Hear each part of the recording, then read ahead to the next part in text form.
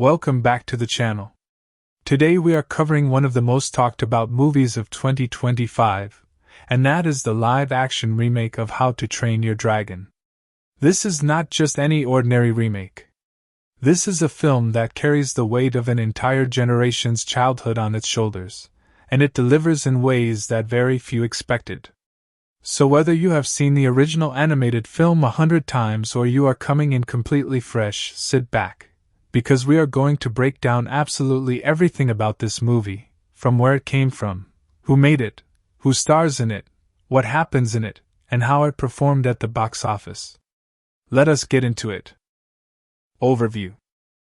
How to Train Your Dragon is an American live-action remake of the animated film of the same name. It is produced by DreamWorks Animation and Mark Platt Productions and distributed by Universal Pictures, with Dean DeBois returning to write and direct. It was released theatrically on June 13, 2025. Now, what makes this film so significant right off the bat is that this film serves as the 15th anniversary of the original film and franchise. That is right, 15 years after the original 2010 animated classic captured the hearts of audiences worldwide, DreamWorks decided to bring the story back to life in a completely new format. And what makes this even more special is the fact that this is not a typical Hollywood cash grab remake where a completely different set of filmmakers are handed the keys to someone else's creation. This time, the original director himself came back to do it his way. Plans for a live-action remake of How to Train Your Dragon were announced in February 2023, with DeBois returning to write, direct, and produce after previously spearheading the animated trilogy. That is an extremely rare and important distinction. Unlike the wave of Disney live-action remakes where new directors take over beloved animated properties, this film had the creative architect of the entire trilogy return to reimagine his own story. Dean DeBois knows this world better than anyone else alive, and that fact alone gave audiences enormous confidence before a single frame was shot. The film had a budget of $150 million and went on to gross $636.6 million at the worldwide box office. To put that into perspective, the film more than quadrupled its budget at the global box office, which by any measure is an extraordinary success. The film received generally positive reviews from critics and has been commercially successful, becoming the sixth highest-grossing film of 2025, the highest-grossing film of the franchise, and the second highest-grossing live-action and animated hybrid of all time. That is a staggering achievement. Not just the highest-grossing film in the How to Train Your Dragon franchise, but the second highest-grossing live-action and animated hybrid ever made. This film did not just succeed. It shattered expectations on every level. Where was this film made and who made it? Before we dive into the plot and cast, let us talk about where this movie was physically made and the team behind it, because the production of this film is a story in itself. The live-action version of How to Train Your Dragon was primarily filmed in Northern Ireland, with Belfast serving as the central hub for much of the filming. The production team used Belfast's Titanic Studios and Belfast Harbour Studios for major set builds. Burke's Village, which includes a dozen houses and the Great Hall, was filmed on a large set built on the Titanic Studios backlit, the same legendary site where the set for HBO's Game of Thrones was assembled. This is one of Europe's largest film studios and has hosted hundreds of major productions over the years. Outdoor natural locations such as Tullamore Forest Park, Dunseverick Castle, Merlo Bay, and the Giant's Causeway provided the rugged and dramatic landscapes needed to bring the island of Burke to life.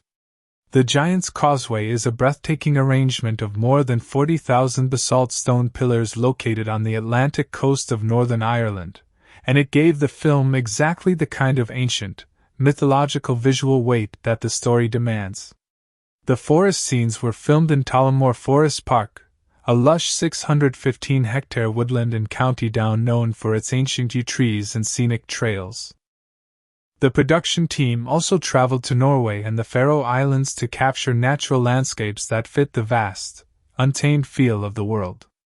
Director Dean Dubois chose Northern Ireland in part because of its dramatic terrain and because the film industry infrastructure there was already extremely robust. He described how the team flew helicopters around Iceland, the Faroe Islands, and the Isle of Skye to scout the ideal blend of terrain before locking in Northern Ireland as the core location. The Dragon training arena was a full-scale circular stone pit built at the studios, and the production designer Dominic Watkins along with the art department constructed full-scale Viking village sets in the backlots. Cinematographer Bill Pope utilized the expansive natural coastline to give sweeping wide shots real visual weight. The film is based on the beloved children's book series by British author Cressida Cowell. John Powell, who composed the music for all 3 original animated films, returned to score the live-action remake as well, layering familiar melodic themes with new orchestral harmonies. The film was produced by Mark Platt and Adam Siegel, edited by Wyatt Smith, and the costumes were designed by Lindsay Pugh. Filming began on January 15, 2024, when director Dean Dubois shared an image from the set and confirmed they were underway. Production officially wrapped on May 16, 2024, meaning the entire principal photography was completed in approximately 4 months. Plot. Now let us get into the full story of the film, and this is where things get truly exciting. The story is set on the rugged Isle of Burke, a cold and harsh Viking island where humans and dragons have been bitter enemies for as long as anyone can remember. The film opens with narration from our main character, Hiccup, who introduces us to this world. Burke is a place that is nearly inhospitable on its own, but the constant dragon raids on the village make life even harder. The Vikings of Burke have devoted their entire culture and identity to fighting and killing dragons, and being a skilled dragon slayer is the highest honor a Viking can achieve.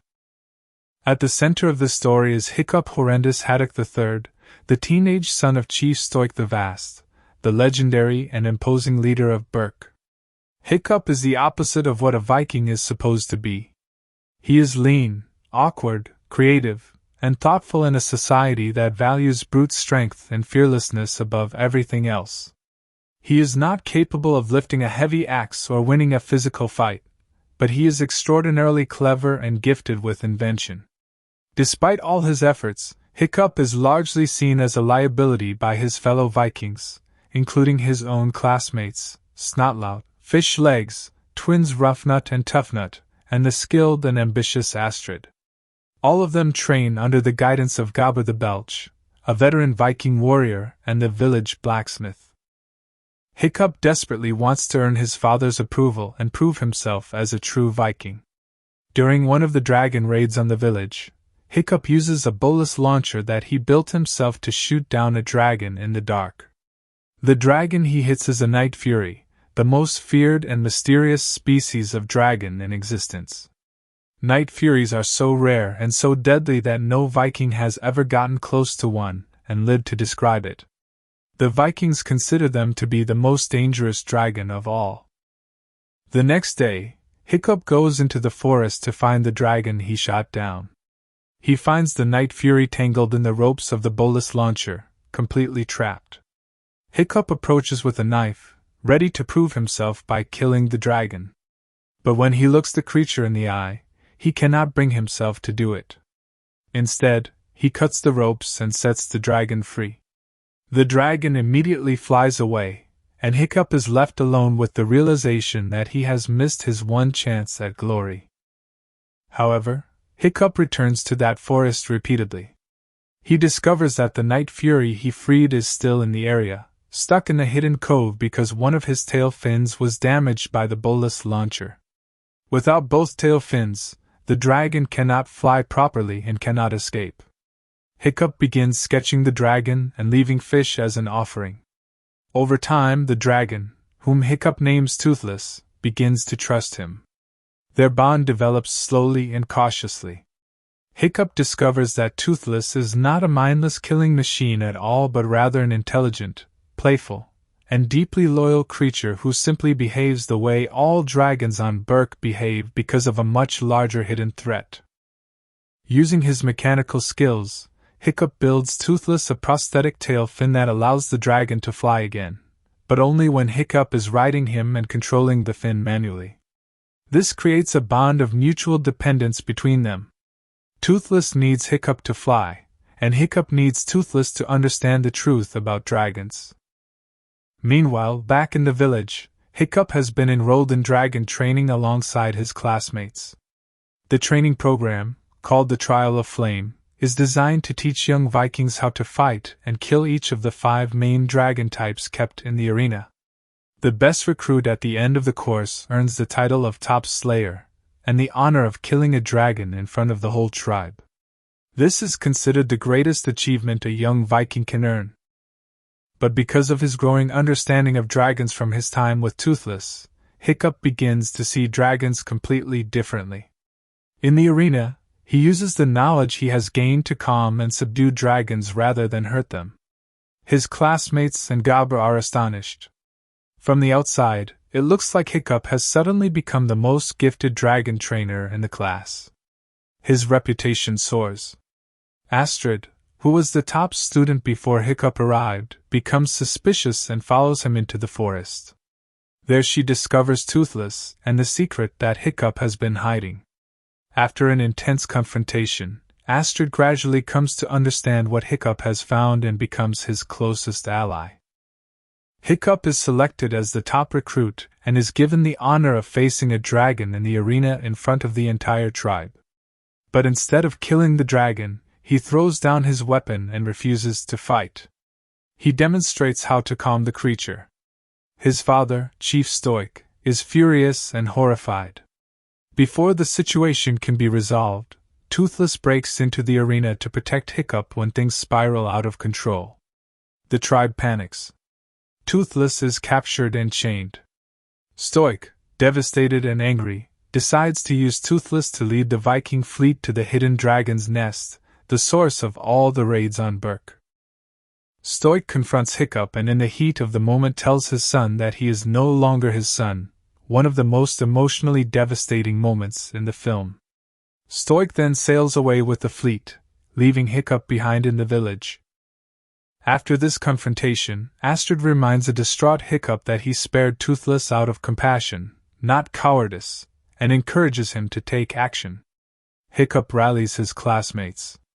He goes to the arena and releases the training dragons, showing the other teens how to earn the trust of each dragon and tame them.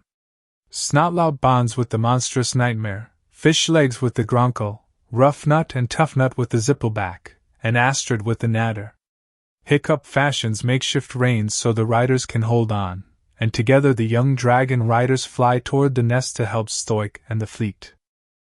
Stoic and his fleet locate the nest and break into the mountain. But what they find inside is not what they expected. Hundreds of dragons flee from the mountain without fighting. The Vikings declare victory, but then the mountain itself breaks open as an enormous and ancient dragon queen emerges. This creature is called the Red Death, a monstrous and colossal dragon that the other dragons have been serving and feeding out of fear. The Red Death is the true threat behind all of Berk's dragon raids. The Vikings are immediately overwhelmed. The dragon riders arrive and begin distracting the Red Death to give Hiccup a chance to free Toothless, who is still chained aboard one of the sinking ships. Stoic, finally understanding the full truth of what his son has been trying to tell him, rescues both Hiccup and Toothless from drowning and apologizes to his son. It is a powerful and emotional moment of reconciliation between father and son.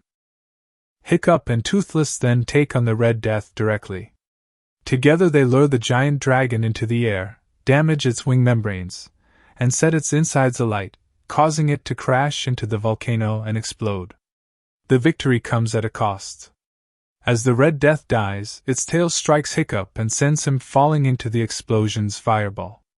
Toothless dives after him and saves his life, shielding Hiccup from the blast with his own body. Hiccup survives but wakes up to find that he has lost his left foot. He is given a prosthetic limb, mirroring the same loss Toothless suffered with his tail fin. The symbolism is clear. They have both been changed by this journey, and their bond is now permanent and equal. The film ends with the villagers of Berk embracing the dragons and living peacefully alongside them. The centuries of war between humans and dragons are over. Hiccup and Astrid share a kiss, and Toothless is shown with his prosthetic tail, ready to fly again. Cast. The casting of this film was one of the most discussed and closely watched aspects of the entire production, and the final lineup delivered across the board. Mason Thames plays Hiccup Horrendous Haddock III, the lead role. Thames is an American actor who first gained major recognition for playing Finney Blake in the 2021 horror film The Black Phone alongside Ethan Hawke. He is a genuinely talented young actor who brings both the vulnerability and the quiet determination that Hiccup requires. He started his acting career at just 11 years old and even toured as a ballet dancer before transitioning to film work. His physical commitment and emotional depth in this role won over both longtime fans of the franchise and newcomers. Nico Parker plays Astrid Hofferson, Hiccup's skilled and ambitious classmate who eventually becomes his closest companion. Parker is the daughter of actress Thandai Newton and gained widespread praise for her performance as Sarah in the HBO series The Last of Us. She brings strength and emotional complexity to Astrid that makes the character feel genuinely layered and compelling rather than a simple love interest. Gerard Butler plays Chief Stoic the Vast, Hiccup's father and the powerful leader of Berk. Butler is the only actor from the original animated trilogy to return for the live-action film, as he originally voiced Stoic in all 3 animated movies. His costume for the role reportedly weighed 90 pounds, which tells you everything about the physical commitment required for the part. Butler brings enormous presence and genuine emotional weight to a character who must be both a fearsome chief and a deeply loving but misguided father. Nick Frost plays Gobber the Belch, the village blacksmith and dragon training instructor. Frost is a British actor well known for his long collaboration with Simon Pegg in films like Shaun of the Dead and Hot Fuzz. His warmth and comedic timing make Gobber immediately lovable, and he provides much of the film's lighter moments while also serving as a genuine mentor figure. Julian Dennison plays Fishlegs Ingerman, one of Hiccup's fellow young Viking trainees. Dennison is a New Zealand actor known for his work in Hunt for the Wilderpeople and Deadpool 2. He brings real humor and heart to the role. Gabriel Howell plays Snotlout Jorgensen, the cocky and competitive rival among the teen trainees. Bronwyn James and Harry Trevaldwin play the twins Roughnut and Toughnut Thorsten respectively, providing comedic energy as the chaos-loving duo. Peter Serafinowicz and Ruth Codd and Naomi Worthner round out the supporting cast in various village roles. The screenplay was written by Dean Dubois himself, who also directed. The cinematography was handled by Bill Pope, a veteran director of photography whose credits include the Matrix trilogy and Spider-Man 2. The film's score was composed by John Powell, who returned from the original animated trilogy to bring his iconic musical themes back to life in an orchestral live-action context. Release date and trailer information. The film had a somewhat complicated road to theaters. The original release date was set for March 14, 2025, but that date was pushed back due to the 2023 WGA writers' strike and the SAG-AFTRA actors' strike, which disrupted pre-production work across the entire film industry. The release was moved to June 13, 2025, which actually placed the film directly in the prime summer blockbuster season where it clearly belonged.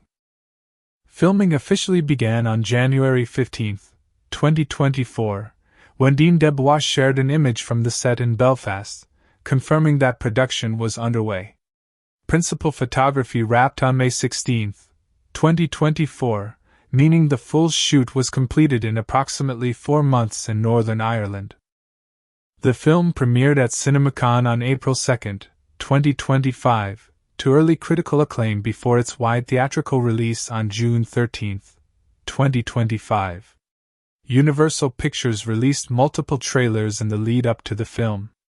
The full trailer opened with narration from Chief Stoic explaining the long history of conflict between humans and dragons, before shifting to young Hiccup, who is tasked with slaying a dragon to prove his Viking credentials. The trailer showed Hiccup befriending Toothless instead, becoming an outcast from his tribe, and then ultimately teaming up with his dragon companion to face a far greater threat. The trailers were extremely well received and generated massive anticipation online. The film runs for 125 minutes, making it a full and satisfying cinematic experience without overstaying its welcome. It is rated for general audiences and is a film that genuinely works for children, teenagers, and adults simultaneously, which is one of the key reasons it performed so strongly at the box office. Box office and legacy.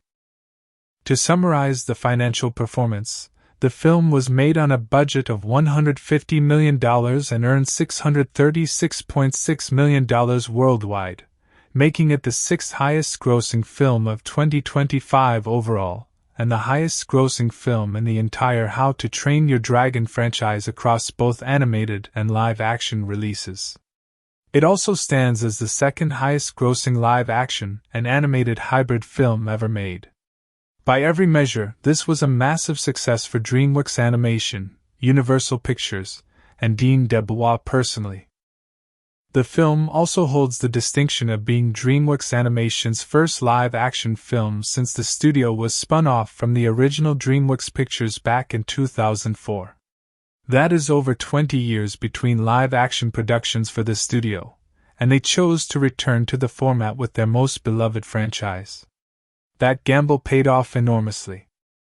It is also worth noting that a sequel is already in development.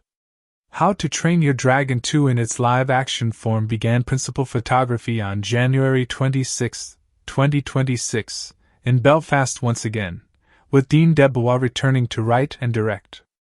The sequel wrapped production in May 2026 and is scheduled for theatrical release in 2027. The franchise is clearly not done yet, and based on the performance of this first film, audiences are more than ready to return to the world of Berk. That is the full breakdown of How to Train Your Dragon 2025. From its origins as a beloved children's book by Cressida Cowell, to the groundbreaking animated trilogy by Dean DeBois, to this stunning live-action reimagining that brought one of animation's greatest stories into the real world with a real cast, real locations, and a deeply emotional story that resonated with millions of people around the globe. This is exactly the kind of film that reminds you why cinema exists. How to Train Your Dragon, 2025, Complete Story. The World of Berk. The story begins on a small, cold, and unforgiving island called Berk. This is not a place that welcomes the weak or the hesitant. Berk sits somewhere in the frozen north, surrounded by gray ocean waters and battered by relentless wind and rain. The cliffs are steep, the forests are dark, and the land itself seems designed to test the people who live on it. But the Vikings of Berk are a hardy people, and they have survived on this island for generations not because the land is kind to them, but because they are tougher than the land itself. The people of Berk are warriors. They are broad-shouldered, loud, proud, and deeply defined by a culture of strength and combat. Their history is written in battle scars and weapons. Their celebrations involve feasting and boasting. Their children are raised from birth to understand one fundamental truth about life on Berk: dragons are the enemy, and killing dragons is the highest honor a Viking can achieve. This belief has been at the core of Berk's identity for as long as anyone can remember, passed down from parent to child like a sacred tradition. Every man, woman, and child on the island understands that the dragon raids are the central threat to their survival, and every generation has dedicated itself to fighting back. The raids happen regularly. At night or without warning, dragons descend on the village in waves, breathing fire, stealing livestock, destroying property, and sending the Vikings scrambling for weapons and shields. The whole village erupts into organized chaos when the horns sound. Warriors grab their axes and hammers. Archers take positions on rooftops. Catapults fire into the sky. And through all of it, the Vikings of Berk stand their ground because standing their ground is all they know how to do. Leading this community is Chief Stoik the Vast, a man who seems to have been carved from the same stone as the island itself. Stoik is enormous, fearless, and commanding. His presence fills every room he enters. His voice alone can stop a dragon in its tracks. He has led Berk through countless raids, countless battles, and countless losses, and he has always stood firm. The tribe trusts him completely, and would follow him into any danger without hesitation.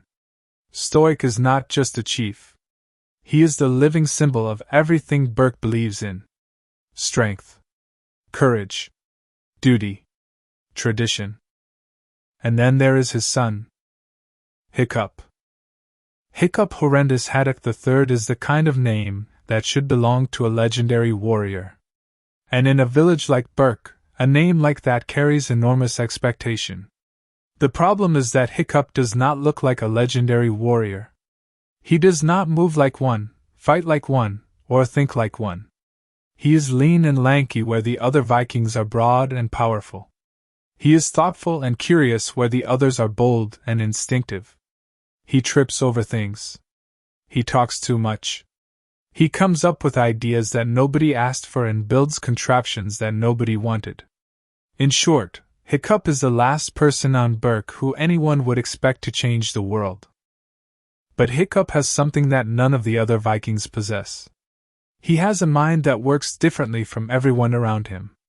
While the warriors of Berk look at a dragon and see a threat to be destroyed, Hiccup looks at everything around him and sees patterns, mechanisms, and possibilities. He is a natural inventor and engineer in a society that has no framework for what he is. His brain is always working, always designing, always thinking several steps ahead. In the blacksmith shop where he works under the supervision of Gobber the Belch, Hiccup has built all manner of devices and tools, most of which his fellow Vikings consider useless or dangerous or both. What Hiccup wants more than anything is to be accepted. Not just tolerated, not just pitied, but genuinely respected. He wants his father to look at him with pride rather than worry. He wants his classmates to stop treating him like a burden. He wants to belong to the world he was born into, to feel like a real Viking. And every night when the dragon raids come and the village erupts into battle, Hiccup watches from the sidelines, too small and too clumsy to be trusted with a real weapon, while everyone else fights and earns their place in the tribe. During one particularly intense dragon raid, Hiccup drags out his latest invention, a bolus launcher he has designed and built himself. It is a mechanical device capable of firing a net of weighted ropes into the sky, designed to tangle and bring down a flying dragon. Nobody believes it will work. Gobber tells him to stay inside. But Hiccup, desperate to prove himself, fires the launcher into the dark sky above the chaos of the raid. He feels the machine kick, hears the ropes fire, and then in the smoke and darkness, he sees something fall. Something large.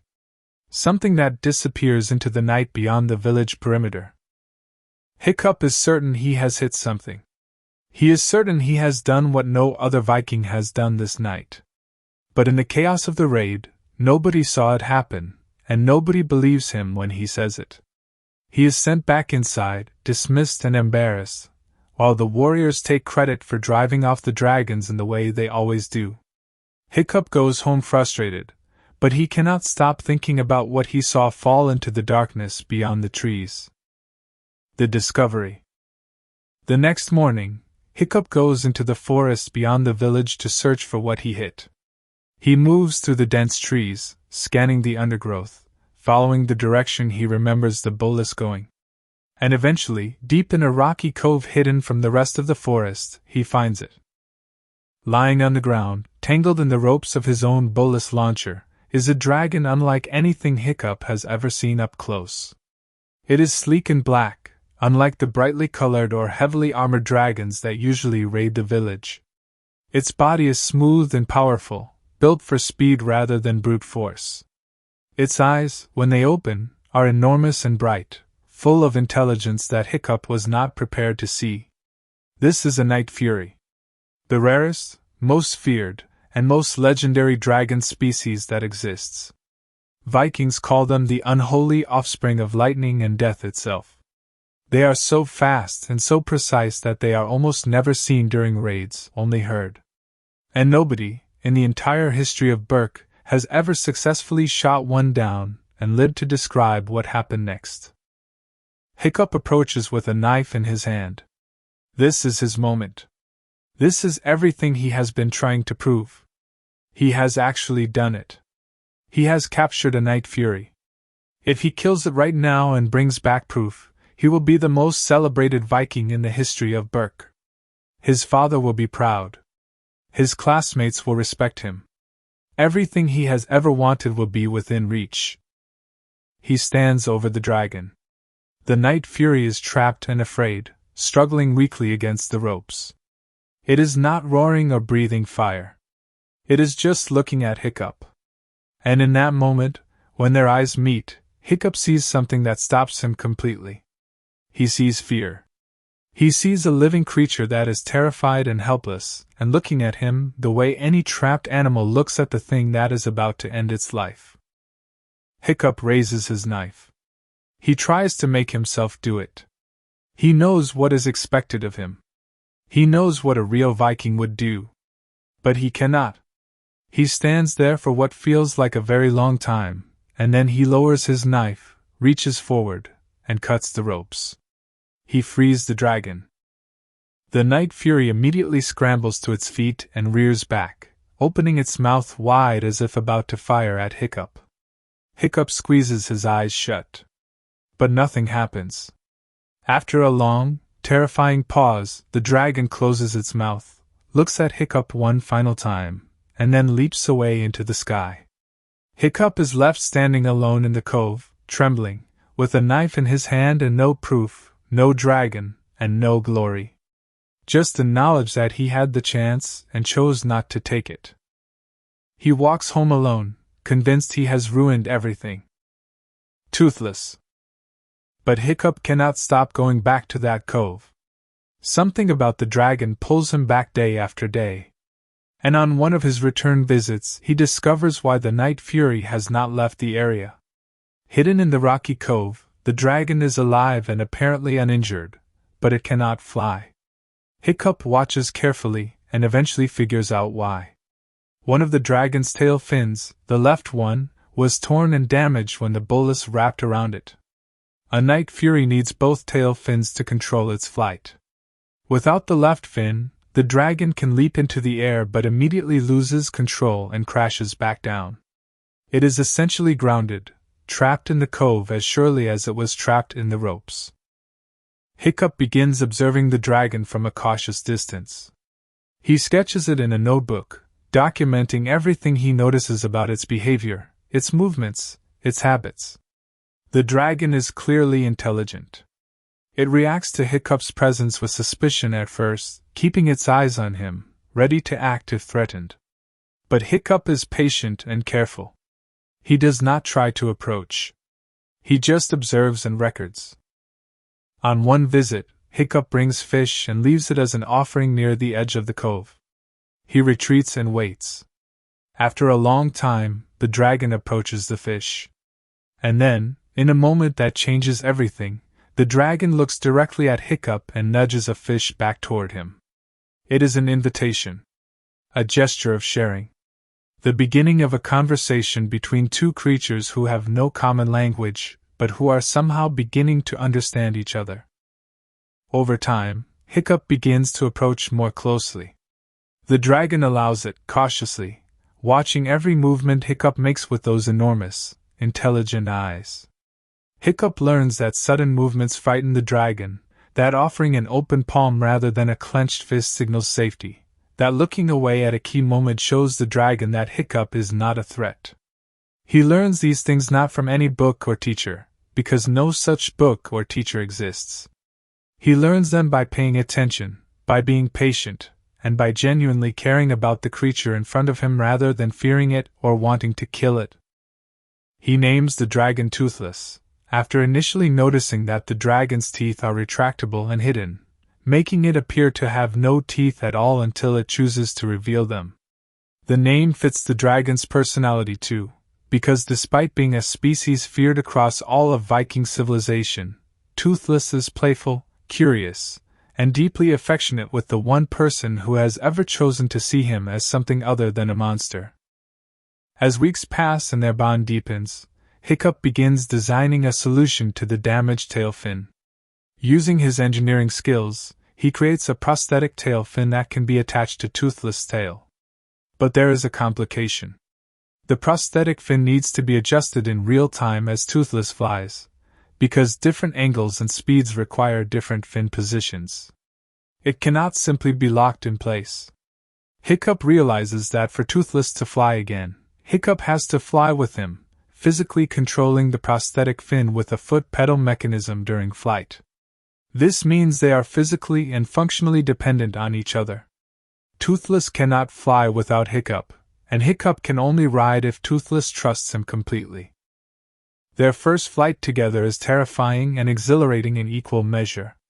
Toothless launches into the air with Hiccup clinging to a rudimentary saddle, and for a few terrifying seconds everything goes wrong, the angle is off, the fin does not respond right, and they are spinning and diving toward the ground. But Hiccup adjusts, Toothless responds, and suddenly they are flying. Actually flying. Soaring over Berk, over the ocean, through clouds, with the wind tearing at them and the world spreading out below them in a way that neither of them has ever experienced before. It is one of the most purely joyful sequences in the entire film. Two outcasts, one human and one dragon, finding freedom together in the sky. Dragon training. Back in the village, Hiccup's life is taking a separate and complicated turn.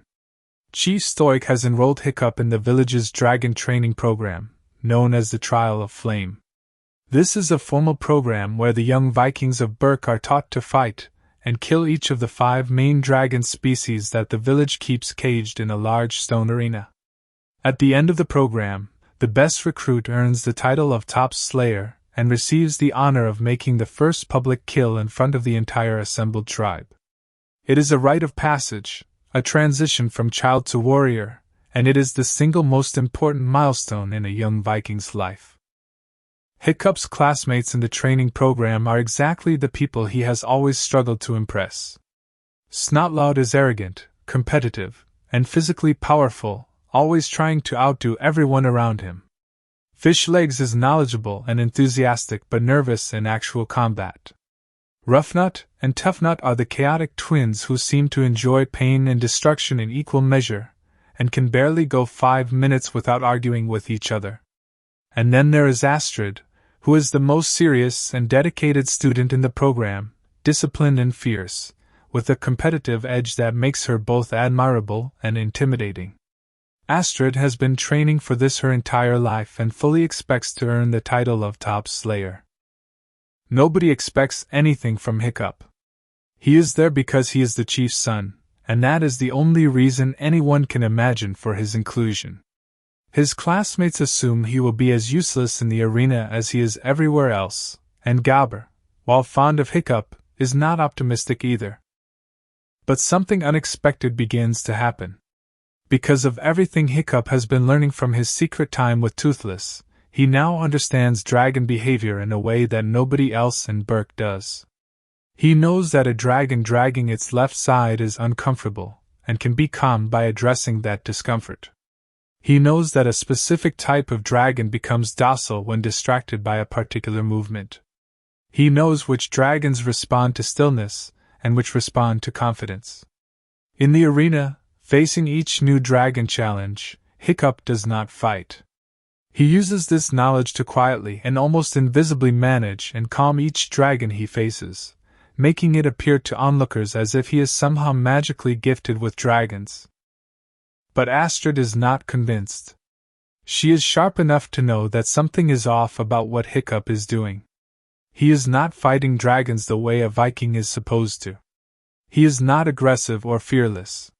He is doing something else, something she cannot name, and she is determined to find out what it is. Astrid discovers the truth. Astrid follows Hiccup into the forest one evening. She moves carefully and quietly, watching him from a distance as he approaches the hidden cove that nobody else knows exists. And then she sees Toothless, a living, breathing night fury, the most feared dragon in existence, calmly allowing a Viking teenager to approach it and touch its face. Astrid's first reaction is explosive.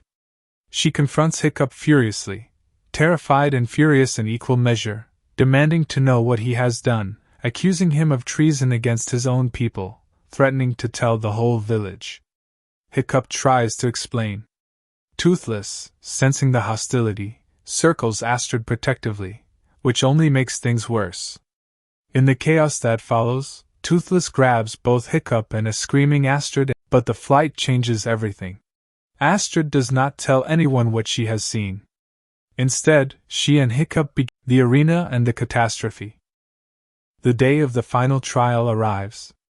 Hiccup is selected as the top recruit, surpassing Astrid, which stings her deeply even though she has come to respect him. He is placed in the center of the arena in front of the entire assembled tribe of Burke, all of whom have come to witness the ritual first kill that marks the transition of their chief's son into a warrior. Stoic watches from the stands, more proud than he has ever. The dragon released into the arena is a large and fearsome monstrous nightmare, a species that can set its own body on fire. It is a dramatic and intimidating choice, meant to test whether the top recruit truly has the courage and skill that the training has supposedly developed. Hiccup enters the arena calmly. He has no intention of killing the dragon. He knows that is not what this moment is about, not to him. He has been preparing for this differently. He drops his weapon deliberately, to the complete shock of the crowd. He begins using the techniques he has learned to calm the monstrous nightmare, speaking quietly, moving slowly, reaching out his hand. And for a breathless moment, it is working. The enormous burning dragon is responding to him. The crowd is utterly silent, stunned. At this exact moment, Toothless, who has heard the commotion from far away, breaks through the arena wall and rushes to Hiccup's defense.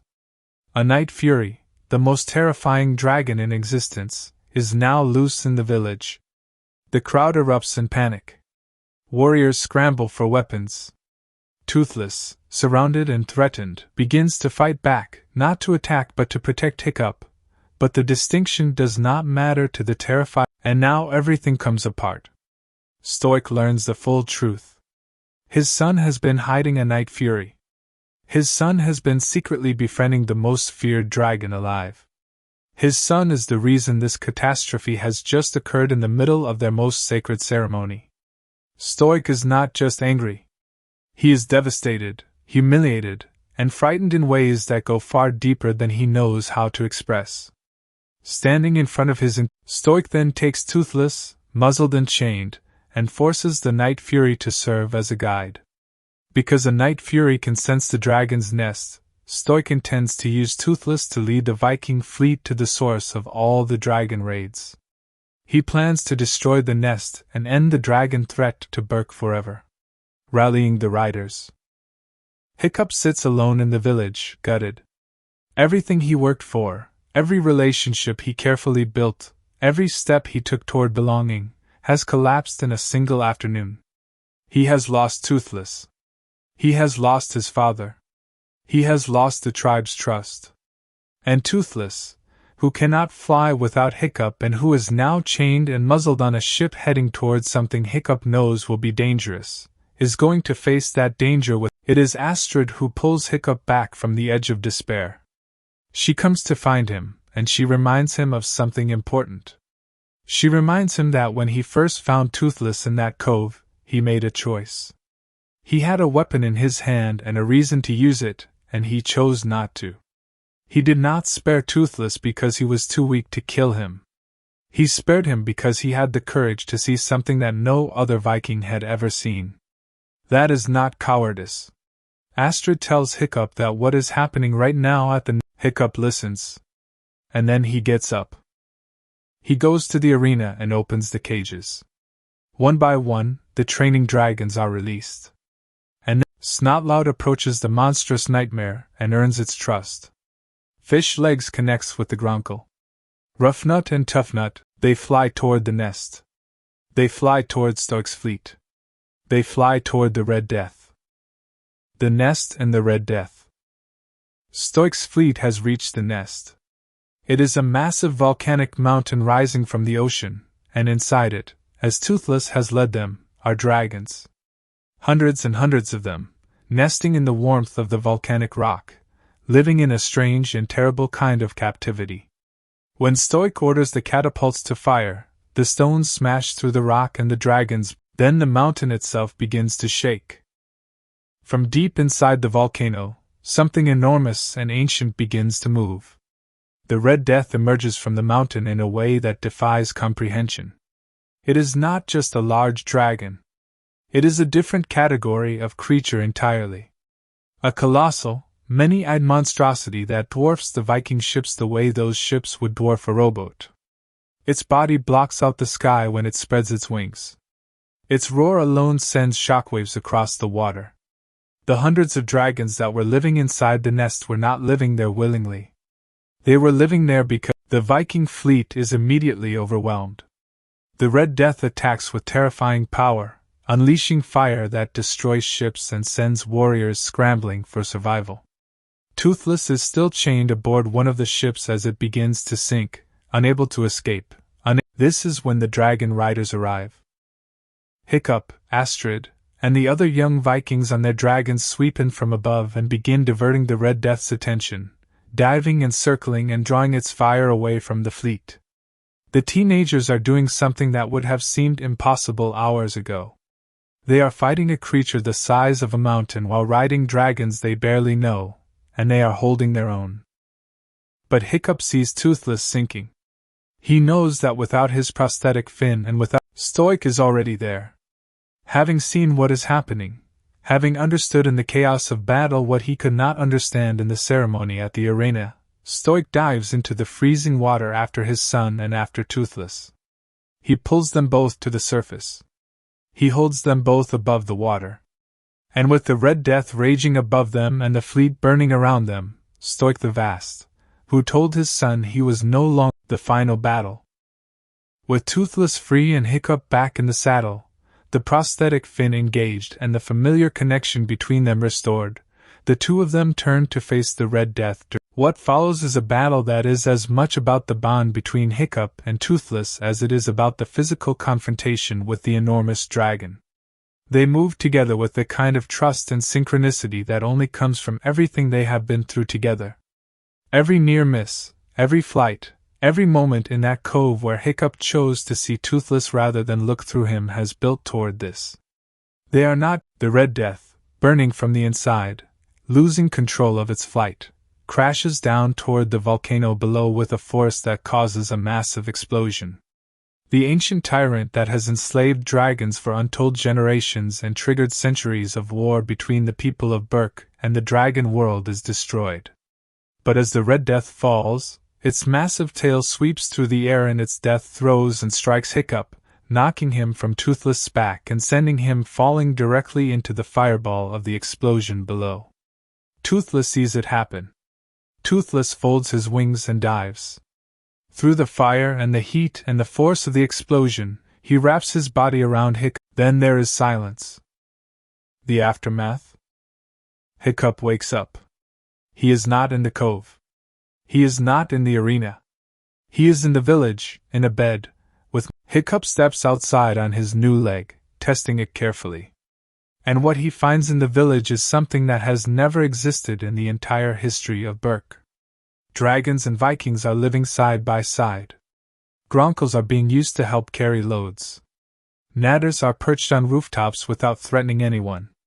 The enormous creatures that have defined Berk's existence as enemies are now simply present, and the people of Berk are learning, slowly and with a great deal of awkwardness, how to exist alongside them. Toothless finds Hiccup in the street, and nudges him with his head in the same affectionate way he always has, and Hiccup grabs him around the neck, and for a moment the two of them just stay like that. Not triumphant, not heroic in any visible way, just two beings who found each other, and changed everything by doing so. Stoic approaches his son. There are no grand speeches. Just a father and a son standing together, both of them different from who they were at the start of all of this, both of them understanding each other in a way they never did before. Stoic puts his hand on his son's shoulder, and the gesture carries everything that words cannot hold. Astrid finds Hiccup as well, and the two of them share a quiet moment together that turns into something more. They share a kiss, gentle and understated, the beginning of something real between two people who have gone through something extraordinary together. The film ends with Hiccup and Toothless flying together over Berk, over the ocean, over a world that looks different now than it did at the start. Not fixed. Not perfect. But changed in a way that cannot be undone. The dragons and the Vikings are not enemies anymore. And the boy who was never supposed to be a hero is the reason why. Mason Thames, Hiccup Horrendous Haddock 3. Mason Thames was born on November 15, 2007, in the United States. From a very young age, it was clear that he was not an ordinary child in terms of his creative sensibilities and his desire to perform. Before he ever stood in front of a camera, Mason Thames was a dancer. He began his acting career at the age of 11, which means he was barely in middle school when he started working professionally in the film and television industry. Starting that young in a field as competitive and demanding as acting is both a gift and a challenge. It is a gift because the formative years of training coincide with the years when the brain is most open. His breakthrough moment came with the 2021 horror film The Black Phone, directed by Scott Derrickson and produced by Blumhouse Productions. In that film, Thames played Finney Blake, a quiet and gentle young boy who is abducted by a mysterious and terrifying killer known as the Grabber, played by Ethan Hawke. Finney is working opposite Ethan Hawke, one of the most respected and accomplished actors of his generation, at such a young age could have been intimidating to the point of being paralyzing. Instead, Thames held his own completely. Critics singled him out repeatedly in their reviews of the film, pointing to his performance as the emotional anchor of the entire movie. The Black Phone was a major commercial and critical success, and Mason Thames became one of the most talked about young actors in Hollywood almost overnight. Following the success of The Black Phone, Thames continued to build his career thoughtfully rather than rushing into any available project. He appeared in the Netflix comedy Incoming and was attached to several upcoming productions including Regretting You and New Year's Rev, demonstrating a range of genre interests that went beyond the horror work that first made his name.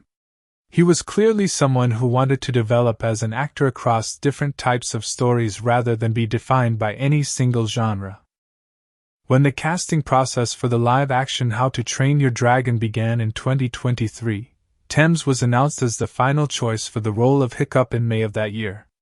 The announcement was met with widespread approval from fans of the franchise. Thames himself confirmed the casting on social media, and the excitement around his involvement was immediate. The role of Hiccup is one of the most beloved characters in animated film history, a character that an entire generation grew up with and feels deeply protective of. Taking on that role in a live-action remake is an enormous responsibility, and Thames understood that completely. In preparation for the role, Thames drew on every skill he had developed over his years as a ballet dancer and a film actor. The physical demands of the role, which required him to move with a particular kind of awkward grace that feels authentic to Hiccup's character, were well within his capability given his dance background.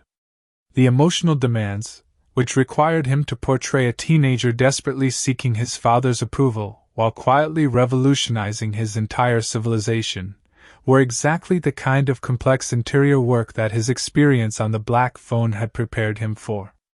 The result was a performance that critics and audiences described as deeply human, genuinely moving, and entirely worthy of the character that audiences have loved for 15 years. Nico Parker, Astrid Hofferson. Nico Parker was born on December 27, 2004, in London, England. She is the daughter of two people who are themselves significant figures in the world of entertainment and art. Her mother is Thandai Newton, the acclaimed British Zimbabwean actress whose career spans decades and includes landmark performances in films like Beloved, Crash, Mission Impossible 2, and the television series Westworld. Her father is O.L. Parker, a British screenwriter and director whose credits include the screenplays for The Best Exotic Marigold Hotel and its sequel, as well as the direction of Mamma Mia! Here We Go Again. Growing up in a household where both parents are deeply embedded in the creative industries means that Nico Parker was surrounded by storytelling, performance, and artistic conversation from the very beginning of her life. However, it would be a significant mistake to assume that Nico Parker's success is simply a product of her parents' connections or reputation. The entertainment industry is full of children of famous people who struggle to establish their own identity and their own credibility as performers, and the scrutiny that comes with being the child of someone as celebrated as Thandai Newton is considerable. Parker navigated all of that with a quiet confidence and a genuine talent that made it impossible to dismiss her as simply the beneficiary of inherited privilege. Her acting career began when she was still a teenager. She made her film debut in Dumbo in 2019, directed by Tim Burton, in which she played Millie Ferrier, the daughter of a circus performer who discovers that the young elephant in their care can fly. The film was a live-action remake of the classic Disney animated film, and Parker's performance, despite her young age and relative inexperience, was noted by critics as a genuinely warm and natural piece of work. Being directed by Tim Burton, whose visual style and storytelling sensibility are unlike almost any other filmmaker working today, gave Parker an early and invaluable experience of working at the highest level of the film industry. But the role that truly established Nico Parker as one of the most exciting young acting talents in the world was her performance as Sarah in the HBO television series The Last of Us. The Last of Us, adapted from the beloved video game of the same name, premiered in 2023 and became a massive cultural phenomenon, receiving extraordinary critical acclaim and enormous viewership numbers. The series starred Pedro Pascal as Joel, a survivor in a post-apocalyptic world devastated by a fungal infection, and Bella Ramsey as Ellie, the teenage girl he is tasked with escorting across the country. Parker played Sarah, Joel's daughter, who appears primarily in the opening episode of the series. That opening episode is set before the apocalypse begins, in the last normal day of life before everything falls apart. The audience watches Sarah's relationship with her father, warm and loving and full of the small domestic details that define family life. And then the apocalypse begins, and Sarah's story ends in a way that is devastating precisely because Parker made Sarah so real, so present, and so full of life in the time she was on screen. Her performance in that single episode generated more emotional response from audiences than many actors generate across entire seasons of television. She was praised universally for the depth and naturalism she brought to a role that could have been merely functional but instead became the emotional foundation for the entire series. When she was cast as Astrid in How to Train Your Dragon, the announcement was met with immediate enthusiasm. Astrid is a character who requires physical presence, competitive fire, and emotional intelligence in equal measure. She is not simply a love interest or a supporting character. She is a fully realized person with her own ambitions and her own journey, and Parker brought every quality the role needed. Her chemistry with Mason Thames was noted by critics as one of the film's genuine strengths. Parker has spoken in interviews about what it means to her to be working at this level while still being so young, and about the responsibility she feels toward the craft of acting. She has also been open about the experience of growing up with a famous mother and navigating the particular pressures and privileges that come with that. She is thoughtful, articulate, and deeply committed to her work, and everything in her career trajectory suggests that she is only at the very beginning of what will be an extraordinary body of work. Gerard Butler, Chief Stoic the Vast. Gerard Butler was born on November 13, 1969, in Paisley, Scotland. His life story is one of the most dramatic and unlikely in the entire film industry, a story of false starts, genuine hardship, transformation, and eventual triumph that reads almost like a film script itself. Butler grew up in Scotland and showed an early interest in performing, but his path into the entertainment industry was far from direct. He initially pursued a career in law, studying at the University of Glasgow and training to become a solicitor. He completed his law degree and even began working at a law firm in Edinburgh, apparently set on a conventional and respectable professional life. But he was deeply unhappy. The law did not satisfy the creative and expressive instincts that had always been part of his personality, and after being dismissed from his position at the law firm, a moment that might have been devastating but turned out to be liberating, he made the decision to pursue acting seriously. He moved to London and threw himself into the work of becoming an actor with the same intensity that would later define his performances on screen. He took classes, auditioned relentlessly, and faced the kind of sustained rejection that discourages most people who try to break into the profession. Butler was not discouraged. He had already walked away from a secure career to pursue something uncertain, and he was not going to give up simply because the process was difficult. His early career included stage work and small television roles in British productions. He gradually built experience and visibility, working his way through the industry with a persistence that his colleagues found remarkable. His physical presence, his voice, and his ability to project both danger and warmth made him stand out, but it took time for the right opportunity to arrive. His career changed significantly when he was cast as the Phantom in Joel Schumacher's 2004 film adaptation of Andrew Lloyd Webber's The Phantom of the Opera. The role was challenging in ways that went far beyond acting. Butler had to sing at a professional level in one of the most famous musicals in the history of Western theater, opposite Emmy Rossum, in a film that would be seen by millions of people who had deeply personal connections to the source material. His preparation for the role was exhaustive, involving intensive vocal training and an immersive engagement with the music that transformed his relationship with the material. The resulting performance was not universally praised by critics, as the film itself divided opinion, but Butler's commitment and the raw emotional power of his work in the role was recognized widely. But it was the 2006 film 300, directed by Zack Snyder, that turned Gerard Butler into a genuine global star. In 300, Butler played King Leonidas of Sparta, leading 300 Spartan warriors against the massive Persian army at the Battle of Thermopylae. The film was shot almost entirely against green screen and had a highly stylized visual approach based on Frank Miller's graphic novel. It was unlike almost anything that had been produced before it, and Butler's performance at the center of it was the engine that made the entire film work. His portrayal of Leonidas was operatic, intensely physical, and charismatic in a way that made the film's central character feel simultaneously mythological and deeply human.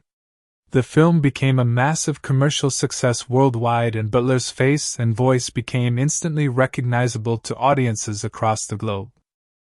Following the success of 300, Butler built a varied career that included action films, romantic comedies, thrillers, and dramatic productions. He appeared in films like Rock'n'Rolla, The Ugly Truth, Law-Abiding Citizen, Olympus Has Fallen and its sequels, Chasing Mavericks, and many others.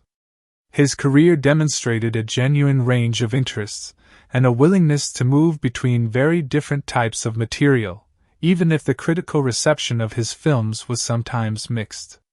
He remained consistently one of the most recognizable and bankable stars in Hollywood throughout the 2010s.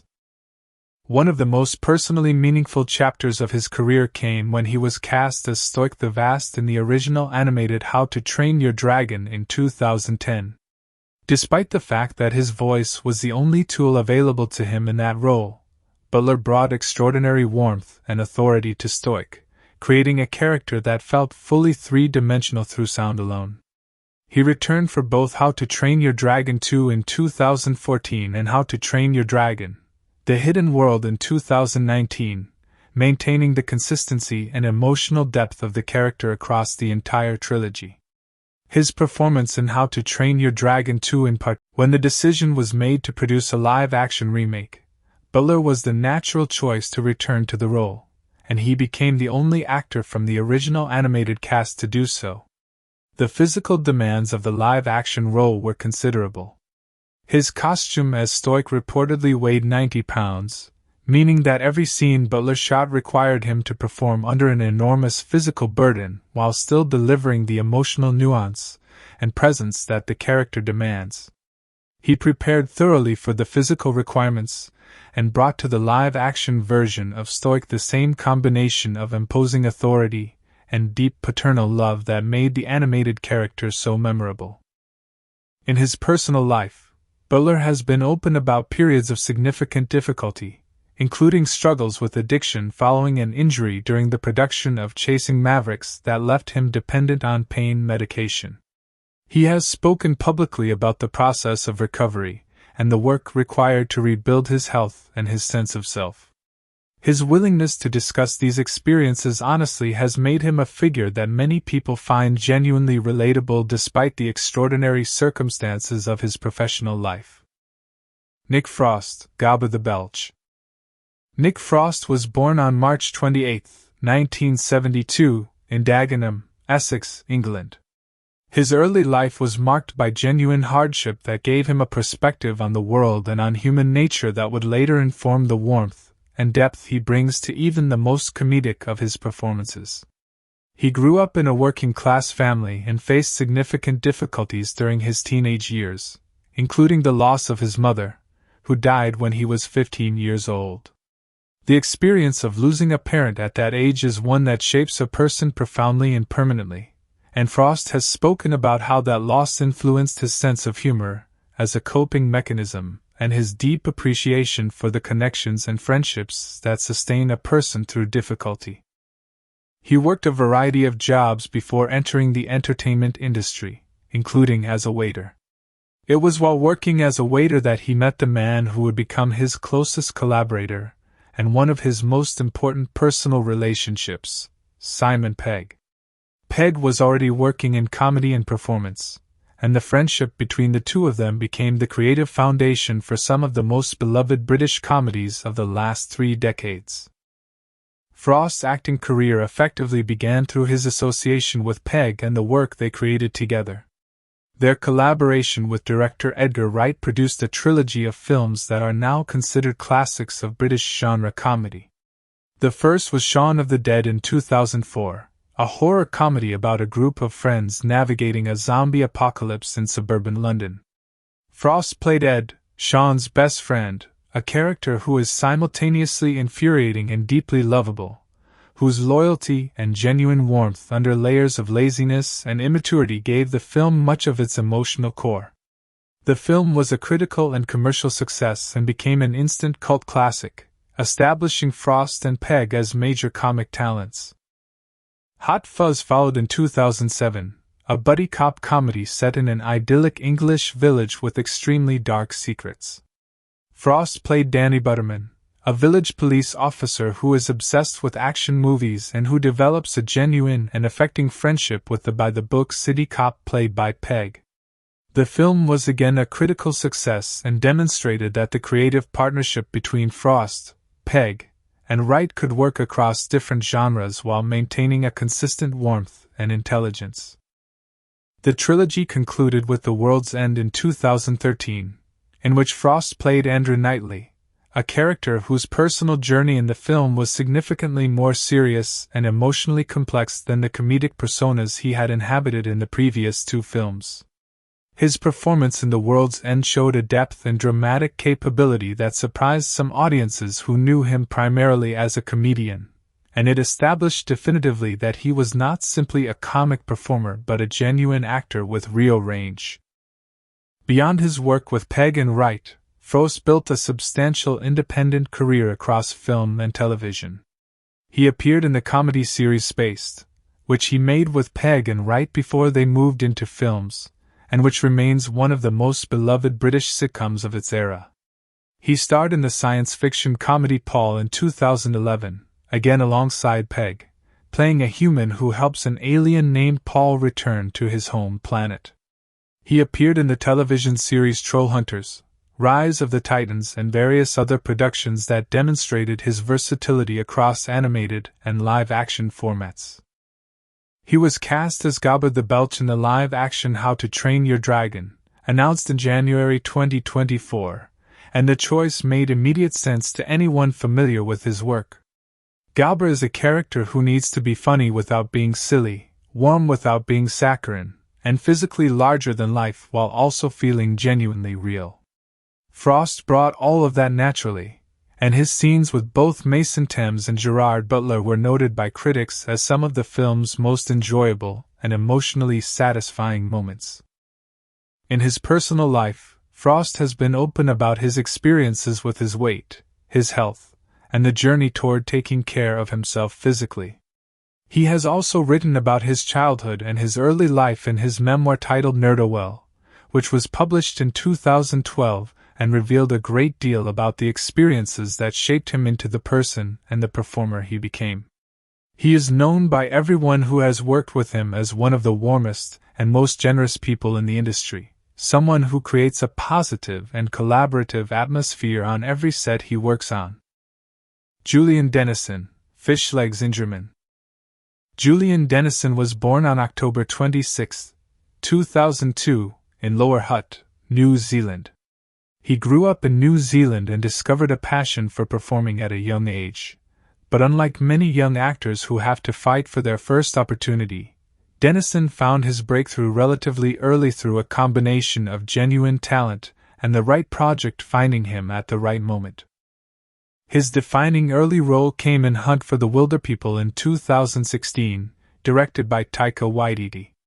In that film, Dennison played Ricky Baker, a troubled foster child who ends up on the run in the New Zealand bush with his reluctant foster uncle, played by Sam Neill. The film is a comedy drama that moves between genuine laughs and unexpected emotional depth, and Dennison's performance at the center of it was revelatory. He was 13 years old when the film was released, and he carried it with a charisma and a natural comic timing that felt completely effortless. The film was a massive critical success and became one of the most beloved New Zealand films ever made, and Dennison became a star essentially overnight. The success of Hunt for the Wilderpeople brought him to the attention of Hollywood, and he was cast in Deadpool 2 in 2018, playing Russell Collins, also known as Firefist, a mutant teenager who becomes a central figure in the film's plot. Appearing in a major Marvel production opposite Ryan Reynolds, who is one of the most charismatic and quick-witted performers in contemporary Hollywood, is an enormous test for any actor, let alone one who is still a teenager. Dennison held his own completely, generating genuine laughs while also providing the film with unexpected moments of genuine feeling. His chemistry with Reynolds worked beautifully, and his performance was one of the most talked about elements of a film that was itself one of the most successful and well-received superhero sequels of its era. Following Deadpool 2, Dennison continued working across film and television, building a career that reflected both his comedic strengths and his growing dramatic capability. He appeared in various productions that kept him active and visible in the industry while also giving him the space to develop as a performer rather than rushing into any available role simply for the sake of maintaining momentum. His casting as Fishlegs in How to Train Your Dragon was announced in January 2024, and he brought to the role the same combination of physical expressiveness and genuine heart that has defined his best work. Fishlegs is a character who knows an enormous amount about dragons from books and study but who struggles with the gap between theoretical knowledge and actual physical courage, and Dennison's ability to find both the humor and the vulnerability in that specific kind of character made the role feel completely authentic. Gabriel Howell, Snotlout Jorgensen. Gabriel Howell is a young British actor whose career, while shorter than some of his co-stars given his age, has already demonstrated a genuine range and a natural screen presence. He grew up in the United Kingdom and pursued acting with a seriousness that belied his age. His training gave him a solid foundation in the craft, and his work before How to Train Your Dragon included various television and smaller film projects that developed his skills and gave him the experience needed to hold his own in a major production.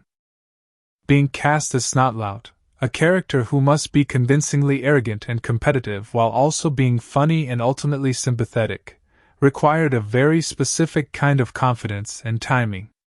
Snotlout cannot simply be a villain or a bully.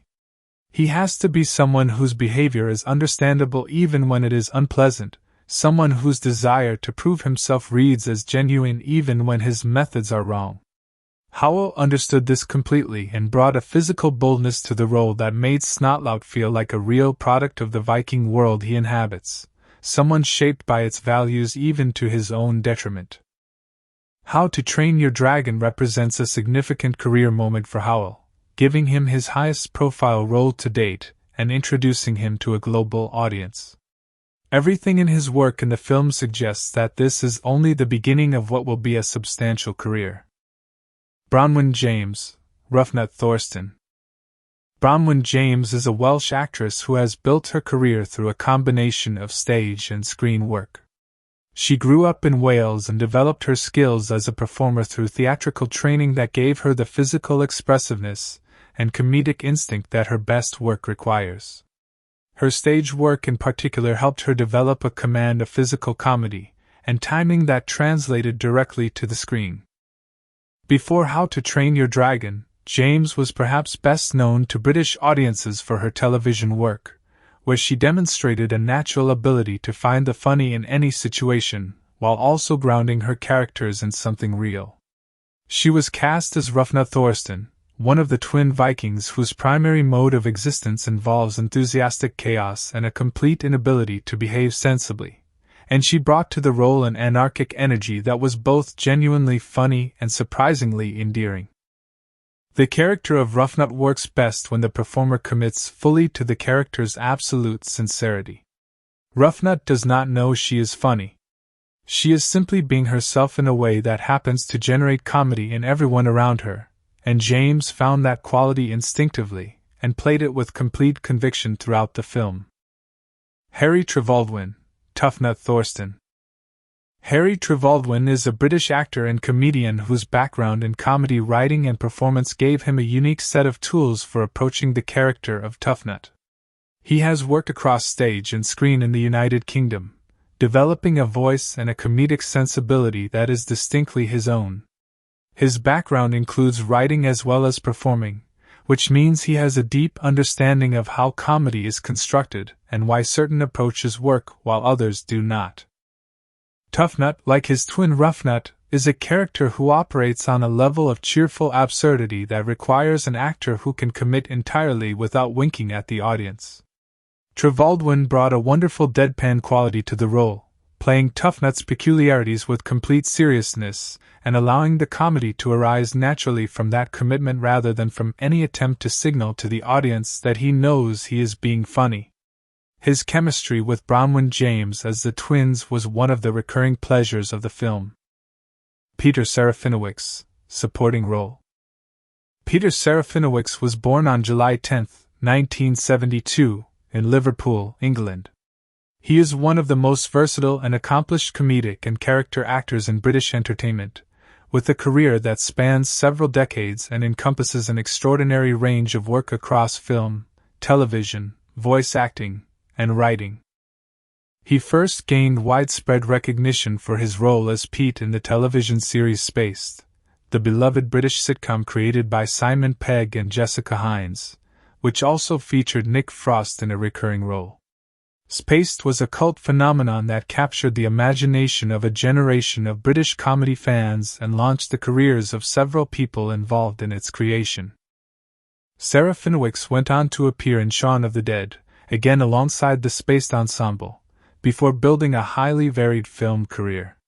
He appeared as Darth Maul in Star Wars Episode I, The Phantom Menace, providing the voice for one of the saga's most visually iconic villains. He played Denarian Saul in Guardians of the Galaxy. He created and starred in his own sketch comedy series, The Peter Serafinowicz Show, which demonstrated the full extent of his abilities as a writer and performer.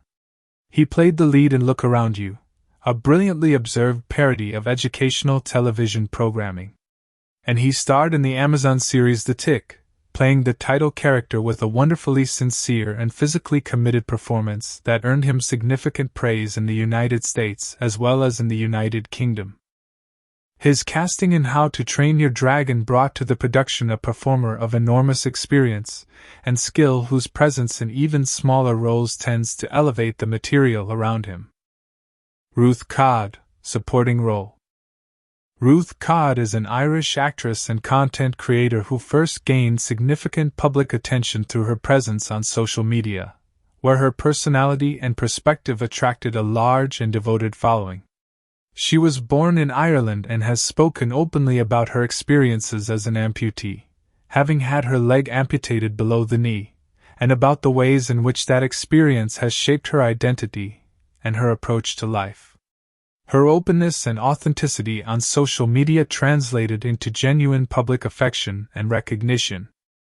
Her acting career took a significant step forward when she was cast in The Haunting of Bly Manor, the Netflix horror drama series created by Mike Flanagan, which aired in 2020.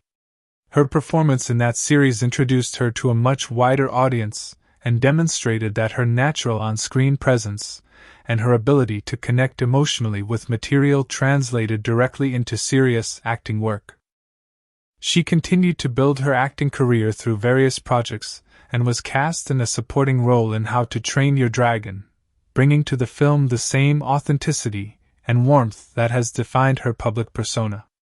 Her inclusion in the film also carried a particular resonance given the film's themes of physical difference and prosthetic limbs, and her own experience as an amputee gave her a personal connection to aspects of the story that few other performers could have brought. That is the complete and detailed life history of every principal actor who appeared in How to Train Your Dragon 2025. Each of them brought a unique journey and a distinct set of experiences to a film that demanded genuine humanity from every performer, and the result was a cast that felt entirely worthy of one of the most beloved stories of the last generation. How to Train Your Dragon 2025, Budget Making and Funny Scenes on Set. The budget and how the money was spent. When you sit down to watch How to Train Your Dragon 2025 and you see dragons soaring over real ocean coastlines, a fully constructed Viking village standing in the backlots of one of Europe's largest studio facilities, and a cast of young actors delivering heartfelt performances against creatures that do not physically exist, you are watching the result of a very deliberate and carefully managed financial undertaking. The story of how this film was budgeted, where the money went, and how the production navigated the enormous financial challenges of bringing a fantasy world to life in a live-action format is just as fascinating as anything that appears on screen. The officially reported production budget for the film was $150 million. That figure, however, requires some explanation and context because the actual spending on the film was considerably higher. Universal Pictures, filming in Northern Ireland and the United Kingdom, benefited from the British government's Audio-Visual Expenditure Credit, commonly known as AVEC. This is a government scheme that gives film productions a cash reimbursement of up to 25.5% of the money they spend in the country, provided that at least 10% of the film's core costs are incurred in the United Kingdom. Because of the way studios film in the UK, they set up separate production companies for each individual film, which means the financial records become more transparent than they would be for a film made entirely in the United States, where studios routinely combine production costs across their entire slate and never itemize individual film expenses. What this means in practice is that Universal Pictures actually revealed, through the financial filings required to claim the UK tax credit, that the true cost of making How to Train Your Dragon was $212.7 million before tax credits were applied. After the government reimbursement through the AVEC scheme, the net cost to the studio came down to the $150 million figure that was publicly reported. This makes the film significantly more expensive than most reports suggested at the time of release, placing it firmly in the category of major studio tentpole productions that carry enormous financial risk and require substantial box office performance simply to break even.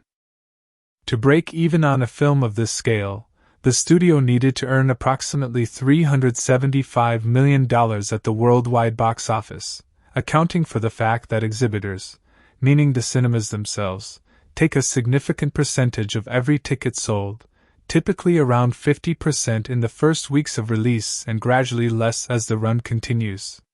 With a final worldwide gross of $636.6 million, the film not only cleared that break-even threshold with considerable room to spare, it generated a return on investment of over 306% when measured purely against the reported production budget. The theatrical return on investment calculated against the full $212.7 million actual spend was still extraordinary, and the film went on to generate further revenue through digital sales, physical media releases on 4K Ultra HD and Blu-ray, streaming licensing deals, and ancillary merchandise revenue. So where did those hundreds of millions of dollars actually go? The answer requires understanding the multiple layers of expense that define a production of this complexity and ambition. The single largest category of expenditure on a film like How to Train Your Dragon is visual effects. Every dragon that appears on screen is a completely computer-generated creation. Toothless, the Night Fury at the center of the story, had to be designed, built, textured, rigged, and animated in such a way that he could act opposite real human performers and be completely believable as a living, breathing, emotionally expressive creature.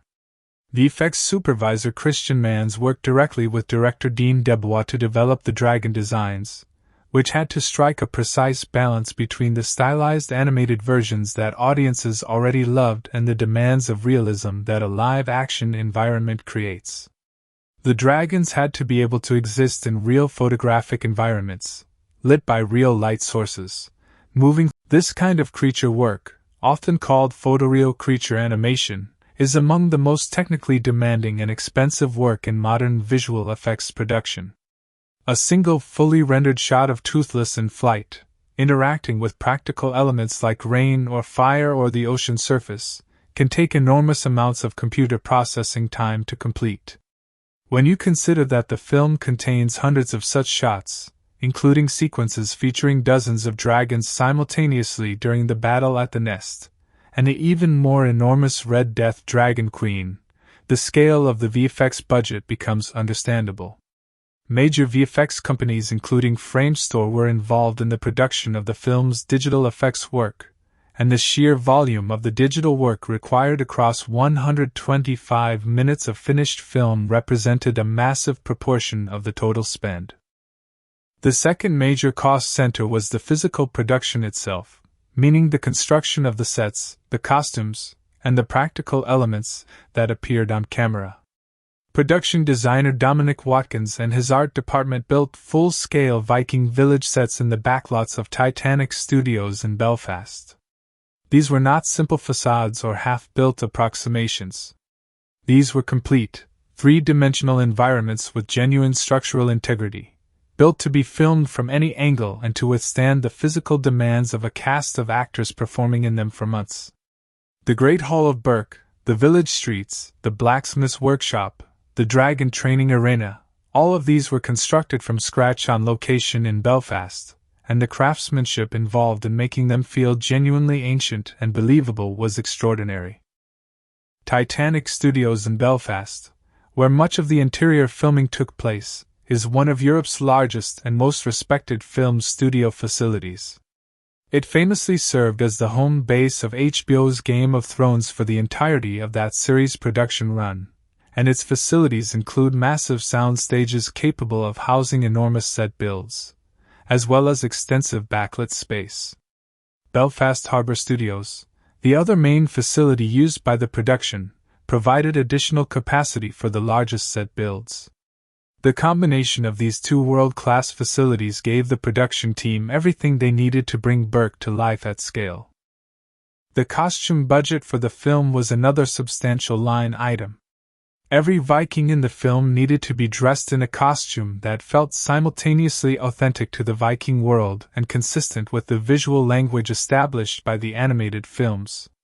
Costume designer Lindsay Pugh created hundreds of individual costumes for the principal cast and the background performers, each one tailored and constructed to the specific physical demands of the character wearing it. The level of detail in the costumes was remarkable, with layered wools, hand-tooled leather work, and custom metal fabrication for the armor and weapons. The most legendary single costume in the entire production was without question the suit built for Gerard Butler as Chief Stoic the Vast. Butler himself revealed in interviews that the costume weighed approximately 90 to 92 pounds in total. To understand what that means in practical terms, consider that a standard flak jacket worn by military personnel weighs approximately 25 pounds. Butler's costume was nearly 4 times that weight, and he wore it for 12-hour shooting days, 5 days a week, for 9 weeks of principal photography. When he arrived on set each morning, he had to be dressed by a team of costume assistants because the individual pieces were too heavy and too complex to put on without help. When he was not filming, he could not simply sit down in the costume comfortably because the weight distribution made ordinary chair sitting difficult. When he was working, he was generating so much body heat inside the 7 layers of thick Viking clothing that despite the genuinely cold weather of Belfast in January and February, he was reportedly hot while everyone else on set was freezing. Butler talked about the experience of wearing the costume in multiple interviews with a combination of genuine admiration for the craftsmanship and rueful humor about the physical reality of wearing it.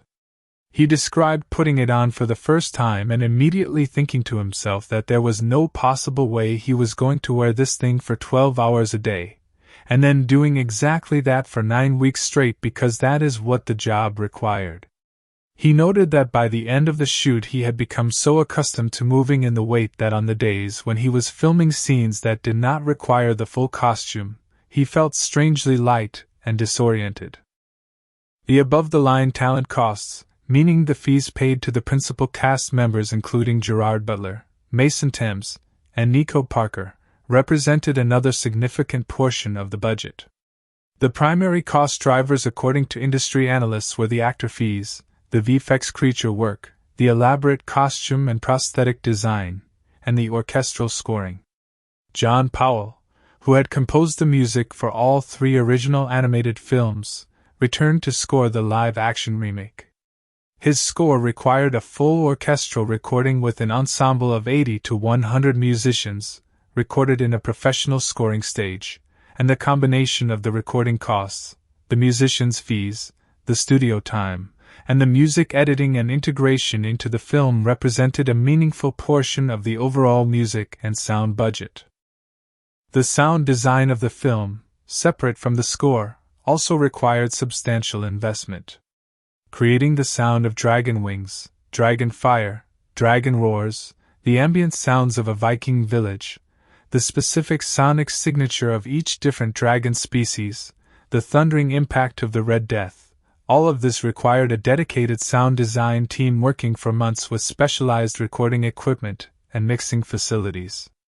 Randy Tom served as the sound designer on the production, bringing decades of experience with fantastical sound environments to the specific challenges of the dragon world. The marketing and publicity campaign for the film, which is technically separate from the production budget but is equally important to the financial success of any studio release, added tens of millions of dollars to the total financial investment that Universal Pictures made in the project. Multiple trailers were produced and released across different platforms, including a full IMAX trailer that generated nearly 2 million views within its first 6 hours of release. International marketing campaigns were run in every major theatrical market worldwide, and the premiere and press tour took the cast and director to multiple countries as part of the promotional effort. The home entertainment release, which came out on digital platforms on July 15, 2025 and on 4K Ultra HD and Blu-ray on August 12, 2025, contained more than 75 minutes of bonus content including deleted scenes, a gag reel, and multiple behind-the-scenes featurettes, all of which required additional production and editorial work. The film also benefited significantly from the strength of the franchise brand and the positive critical response it received at CinemaCon in April 2025, where it premiered to an enthusiastic audience of exhibition industry professionals who subsequently booked it into the widest possible release.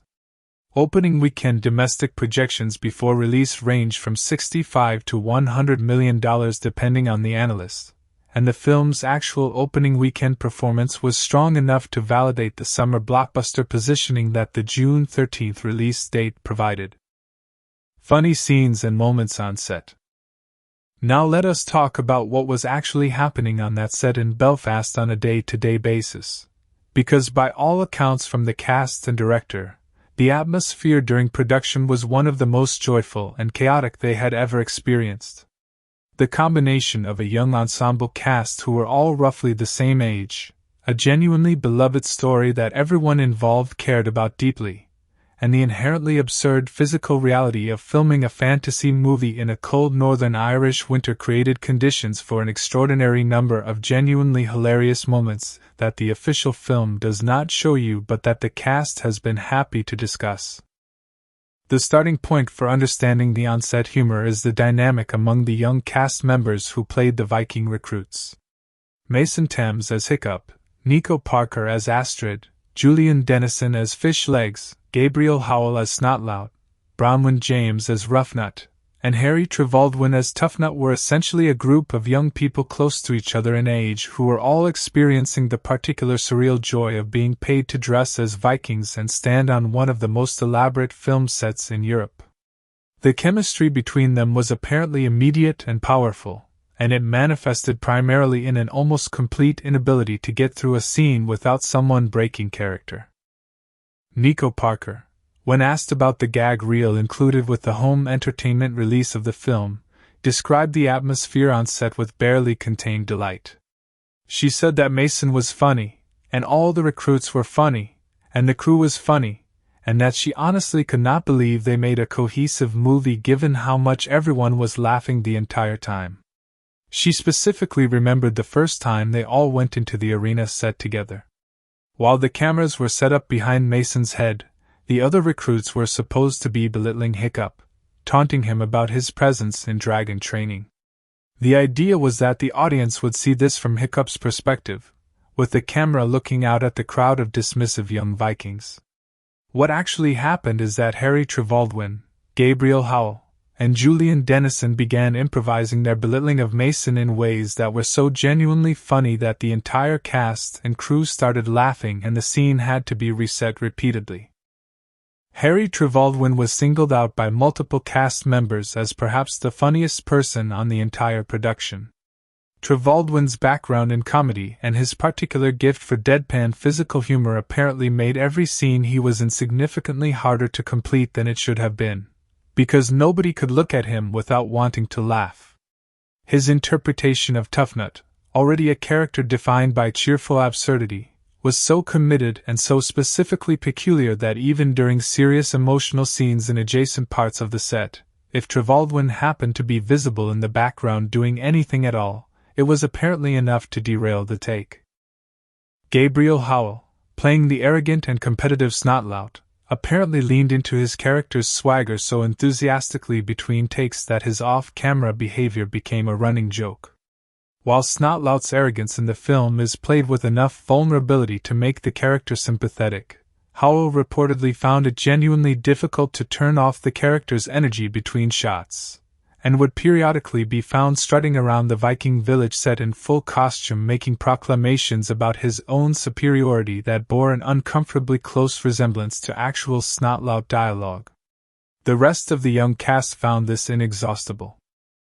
Julian Dennison, whose background in New Zealand comedy gave him a specific gift for finding the funny thing in any situation without appearing to try, was described by his castmates as someone who could reduce the entire crew to helpless laughter with a single perfectly timed look or an almost imperceptible change in the way he was standing. Fish Legs is a character who is enthusiastic about knowledge but nervous about everything physical, and Dennison apparently found an endless supply of variations on that specific combination of feelings that he could deploy without warning at any moment. Mason Thames himself was not immune to the chaos. The home entertainment gag reel revealed multiple moments where Thames broke character during scenes that were supposed to be entirely serious. In one particularly memorable moment, Thames accidentally broke a prop's spear during a take. The prop department had presumably seen this kind of thing before and had backup spears available, but the specific way in which Thames broke it, combined with the expression on his face immediately afterward, apparently sent the entire set into uncontrollable laughter. Rather than simply resetting the scene, Gerard Butler, who was in the middle of delivering a serious and emotionally weighty scene as Stoic, looked at the broken spear, looked at Thames, and then growled in his deepest, most Stoic-like voice the phrase that the gag reel reveals, that Hiccup does not take him seriously as his dad. The combination of Butler maintaining his character's gravelly authority while delivering what was essentially a comedy complaint about his fictional son's inability to keep props intact was, by all accounts, one of the funniest moments of the entire shoot. Gerard Butler's presence on set was apparently one of the most complex and entertaining elements of the entire production. On one hand, when Butler was in full costume and in character as Stoic, the effect on everyone around him was described by Mason Thames as making people genuinely cower. Thames said in interviews that Butler would walk onto set in the full 90-pound Viking costume, with the layered armor, and the enormous beard and the weapons, and there was something in the combination of Butler's natural Scottish physicality and the weight and grandeur of the costume that made him look genuinely like a man who had spent his entire life commanding people in difficult circumstances. When Butler as Stoic looked at Thames as Hiccup with the stern disappointment that the character frequently directs at his son, Thames reported that even knowing it was his friend and colleague in the costume, some genuinely involuntary part of his nervous system interpreted the signal as a legitimate threat. On the other hand, the moment Butler stepped out of character or the director called cut, the contrast between the intimidating chief and the warm, funny, openly affectionate Scottish man inside the costume was apparently hilarious in its own right. Butler brought enormous enthusiasm and joy to the production and was by all accounts one of the most positive forces on the entire set. He was deeply aware of how much the franchise meant to the young actors around him and how significant this production was for their careers, and he made a point of being generous and encouraging with all of them. Butler also shared a deeply personal and poignant detail about his experience on the production that gives the funny moments their emotional context. His mother Margaret fell ill during the production in Belfast, and Butler would travel back to Scotland on most weekends to be with her. She passed away in February 2025, while the film was still in post-production, at the age of 81. Butler had been deeply excited about bringing her to the premiere and watching her see the finished film. Director Dean Dubois, moved by what Butler shared about his mother, paid tribute to her at the end of the film. Butler spoke about this in interviews with visible emotion, describing how much it meant to him that the film's director had recognized her in that way, and how the film now carries for him not just the joy of the performance but the bittersweet feeling of a tribute to someone he loved.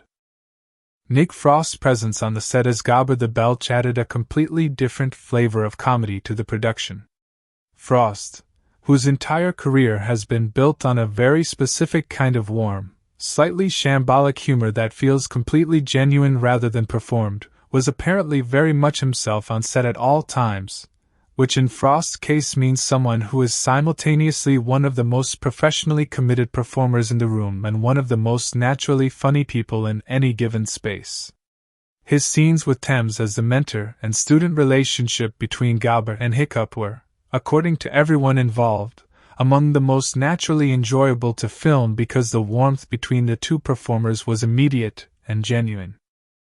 One of the production elements that generated the most consistent backstage amusement was the practical reality of filming scenes with Toothless. Because the home entertainment release includes a featurette called Forbidden Friendship with an introduction by Dean Dubois, which shows Mason Thames performing the full Forbidden Friendship sequence. The iconic scene where Hiccup first successfully approaches and touches Toothless in the cove, with the puppeteer operating the early-stage practical Toothless in front of him. Seeing Thames performing an emotionally significant and delicate scene of trust building with what amounts to a foam and cable prop operated by a person crouching in front of him gives a vivid sense of the particular kind of imaginative leap that modern fantasy filmmaking requires of its actors, and also explains why that scene was apparently one of the more challenging to film with a straight face. The flying sequences presented their own particular comedy challenges. Mason Thames and Nico Parker spent significant amounts of their filming time strapped into harnesses and rigging systems that suspended them above the ground and could move them in various directions to simulate the sensation and movement of dragon flight. The reality of this experience, as with all such rig work, involves the Northern Irish weather, which behaved exactly as Northern Irish weather can be expected to behave in January and February, added another layer of comedy to the outdoor filming. While Butler in his enormous costume was reportedly warm regardless of conditions, the rest of the cast in their comparatively lighter Viking garments were frequently and genuinely cold. The juxtaposition of having to film scenes of epic Viking adventure in spectacular natural locations while being actually, physically uncomfortable from the cold apparently generated a great deal of irreverent commentary among the cast, particularly from the young ensemble who were experiencing major studio filmmaking for the first time and had perhaps not fully anticipated that it would involve standing on a cliff. In the arena set, which was built as a full-scale circular stone pit at the studio, was the location of some of the most frequently discussed funny moments from behind the scenes. This was where the entire young cast spent most of their time together filming the dragon training sequences, and the sheer number of takes required for the physical sequences, combined with the inevitable absurdity of 6 young actors in Viking costumes reacting to dragons that were not there, created conditions for an almost unlimited supply of unscripted humor. Director Dean Dubois, who has described his approach to the production as prioritizing genuine emotional truth over technical perfection, was apparently willing to allow the natural energy and humor of the ensemble to find its level, which meant that takes were often extended beyond what was strictly necessary to capture whatever unexpected comic moment was about to happen. The gag reel that was included with the home entertainment release runs for nearly 3 minutes, and within that compact running time it manages to capture a representative sample of the extraordinary number of things that went wrong, went unexpectedly, or went completely off script during the production. Actors breaking character at the worst possible moment. Props failing to cooperate. Lines delivered in completely the wrong direction. Nico Parker, who admitted to being a little embarrassed. That is the complete and detailed breakdown of the budget making and the funny behind-the-scenes moments from How to Train Your Dragon 2025. A film that cost over $200 million to make before tax. How to Train Your Dragon 2025. Cultural and historical details. The historical world that inspired the story. To truly understand How to Train Your Dragon as a cultural, the Viking Age is generally defined by historians as spanning from approximately 793 AD to 1066 AD, a period in between those two dates. The Vikings did things that historians. In the east, the Norse peoples traveled down through what is now Russia and Ukraine along the great river systems, establishing trading routes that connected Scandinavia with the Byzantine Empire and the Islamic Caliphate. They founded cities including Novgorod and Kiev. They served as elite mercenary warriors in the Byzantine Emperor's personal guard, a unit known as the Varangian Guard that became famous throughout the medieval world for its ferocity and loyalty. They traded amber, furs, slaves, and weapons for silk, silver, and spices from the east. The Norse traders and warriors who operated in Eastern Europe became known as the Rus, and it is from this term that the name Russia is ultimately derived. This is the civilization that How to Train Your Dragon draws upon when it creates the world of Berk. The Great Hall in particular is an important historical and cultural reference. In real Viking society, the Longhouse or Great Hall was not simply a building.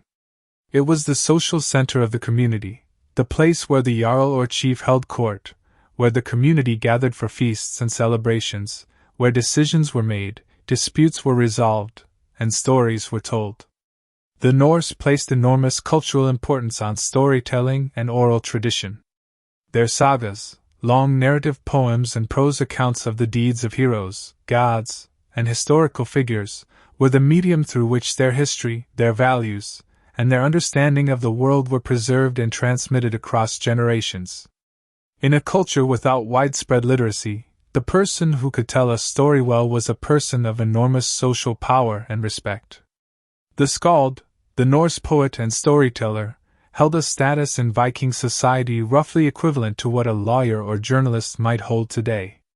They were the keepers of memory, the interpreters of events, the definers of what was worth remembering and how it should be remembered. This cultural emphasis on storytelling, on narrative as a form of both entertainment and social instruction, is directly relevant to understanding why the How to Train Your Dragon story works so powerfully in the framework it inhabits. Hiccup's journey is essentially the journey of someone who has a different story to tell about dragons than the one his community has always accepted, and his challenge is not just to survive or to win a battle but to make his story the one that his community accepts as true. This is a deeply Norse problem. In a culture that runs on narrative, the person who controls the narrative controls reality. Hiccup is not just a teenager who befriends a dragon. He is a storyteller who is trying to replace one community story with a better one. Norse mythology, and its presence in the film. The cultural richness of the Viking Age extends far beyond its history of exploration and warfare. The Norse people created one of the most elaborate and fascinating mythological systems in the history of human civilization, and the fingerprints of that mythology. The Norse cosmology imagined a universe structured around a world tree called Yggdrasil, a vast ash tree whose roots and branches connected 9 different worlds inhabited by gods, humans, giants, elves, dwarves, and various other beings. The world of humans was called Midgard. The world of the gods was called Asgard. The realm of the dead was divided between Valhalla, the hall of warriors slain in battle who were chosen by the Valkyries to feast with the god Odin until the end of the world, and Hel, the realm presided over by the goddess Hel, daughter of the trickster god Loki. The Norse pantheon was headed by Odin, the All-Father, a god of wisdom, war, death, magic, and poetry, who sacrificed one of his eyes to drink from the well of wisdom and who hung himself on Yggdrasil for 9 days and nights to discover the secrets of the runes. Odin was attended by 2 ravens, Hugin and Munin, Thought and Memory, who flew across the world each day and returned to whisper what they had seen into his ear. He rode an 8-legged horse called Sleipnir, and carried a spear called Gungnir that never missed its target. Thor, the thunder god and son of Odin, was perhaps the most universally beloved deity in the Norse pantheon, worshipped by farmers and warriors alike as a protector against chaos and a source of strength. His hammer Mjolnir was his primary weapon and the most powerful object in the Norse mythological universe, capable of leveling mountains. The custom of wearing a small hammer-shaped amulet, analogous to the way Christians might wear a cross, was widespread throughout the Viking world, and archaeological excavations across Scandinavia, Britain, and Iceland have unearthed thousands of these hammer amulets in various materials including silver, bronze, and iron. Loki, the trickster god, occupied a unique and fascinating position in the Norse pantheon.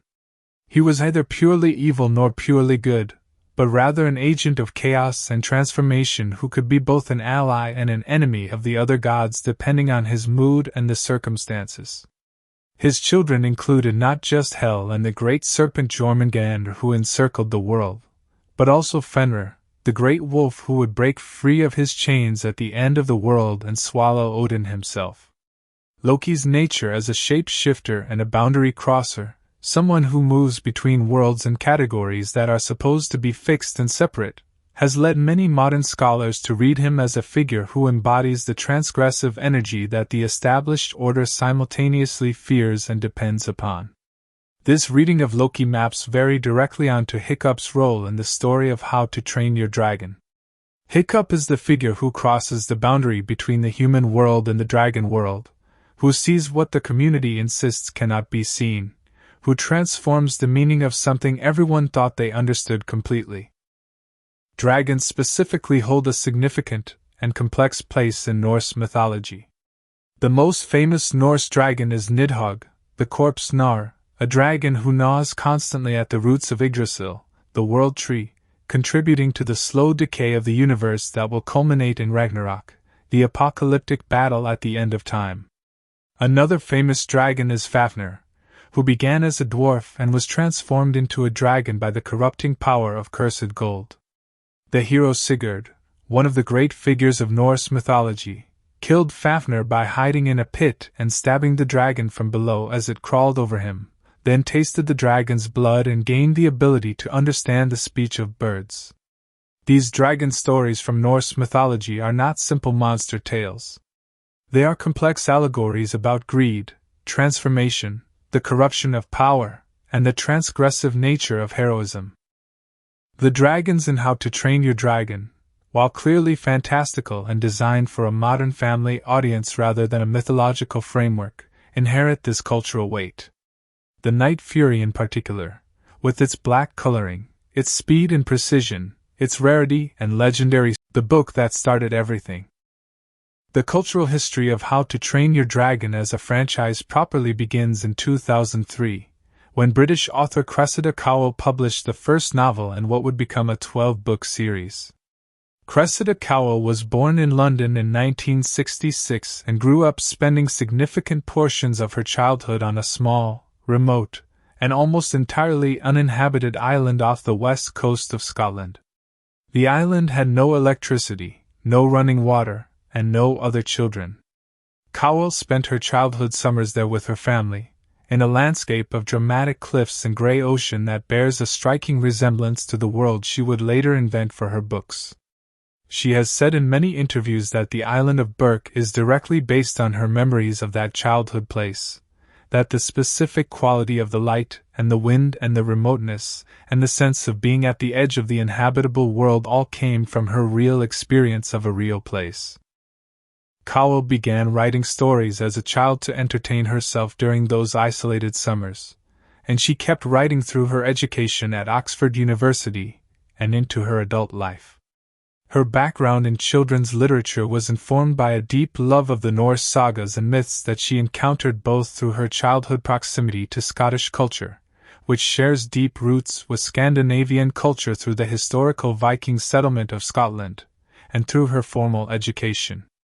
When she began developing the How to Train Your Dragon series, she was deliberately drawing on this mythological and historical tradition, while also creating something that spoke to the specific experience. The books are also notable for their visual style. Cowell illustrated them herself, filling the margins with her own drawings of dragons, runic inscriptions, and visual jokes that give the books a quality somewhere between a novel and an illuminated manuscript. The illustrative style draws directly on the visual tradition of Norse art, with its intricate knotwork patterns, its stylized animal imagery, and its use of decorative border elements. The 2010 animated film, and its cultural impact. Before you can understand the cultural significance of the 2025 live-action remake, you need to understand what the 2010 animated original actually meant to the generation that grew up with it. How to Train Your Dragon, directed by Dean DeBois and Chris Sanders and released by DreamWorks Animation, was not simply a successful animated film. It was a cultural event that defined the childhood of an entire generation in a way that very few animated films managed to do. The film was released during a period when animated filmmaking was undergoing a significant transition. Pixar had established the creative and technical standard for what computer-generated animation could achieve through a run of films from Toy Story through Wall-E that had fundamentally changed audience expectations. The film was received as a genuine achievement in storytelling and emotional filmmaking, not just as an animated spectacle. Critics praised its willingness to take its characters and their emotional lives seriously, its avoidance of the ironic distancing that had become a cliché of animated comedy, and above all its flying sequences, which were widely described as among the most technically and emotionally accomplished pieces of animated filmmaking that anyone had ever seen. The sense of genuine freedom and joy conveyed in the sequences of Hiccup and Toothless in fight together was something that reached beyond the animated medium and communicated something real about the human experience of what it feels like to be completely free and completely trusted by another living being. For the generation that was roughly between 5 and 15 years old when the original film was released in 2010, How to Train Your Dragon was not just a movie they liked. It was, for many of them, the first film they saw that made them cry in a theater, the first film that showed them that animation could be about something real and true and emotionally complex, the first film where they felt genuinely invested in characters who happened to be drawings.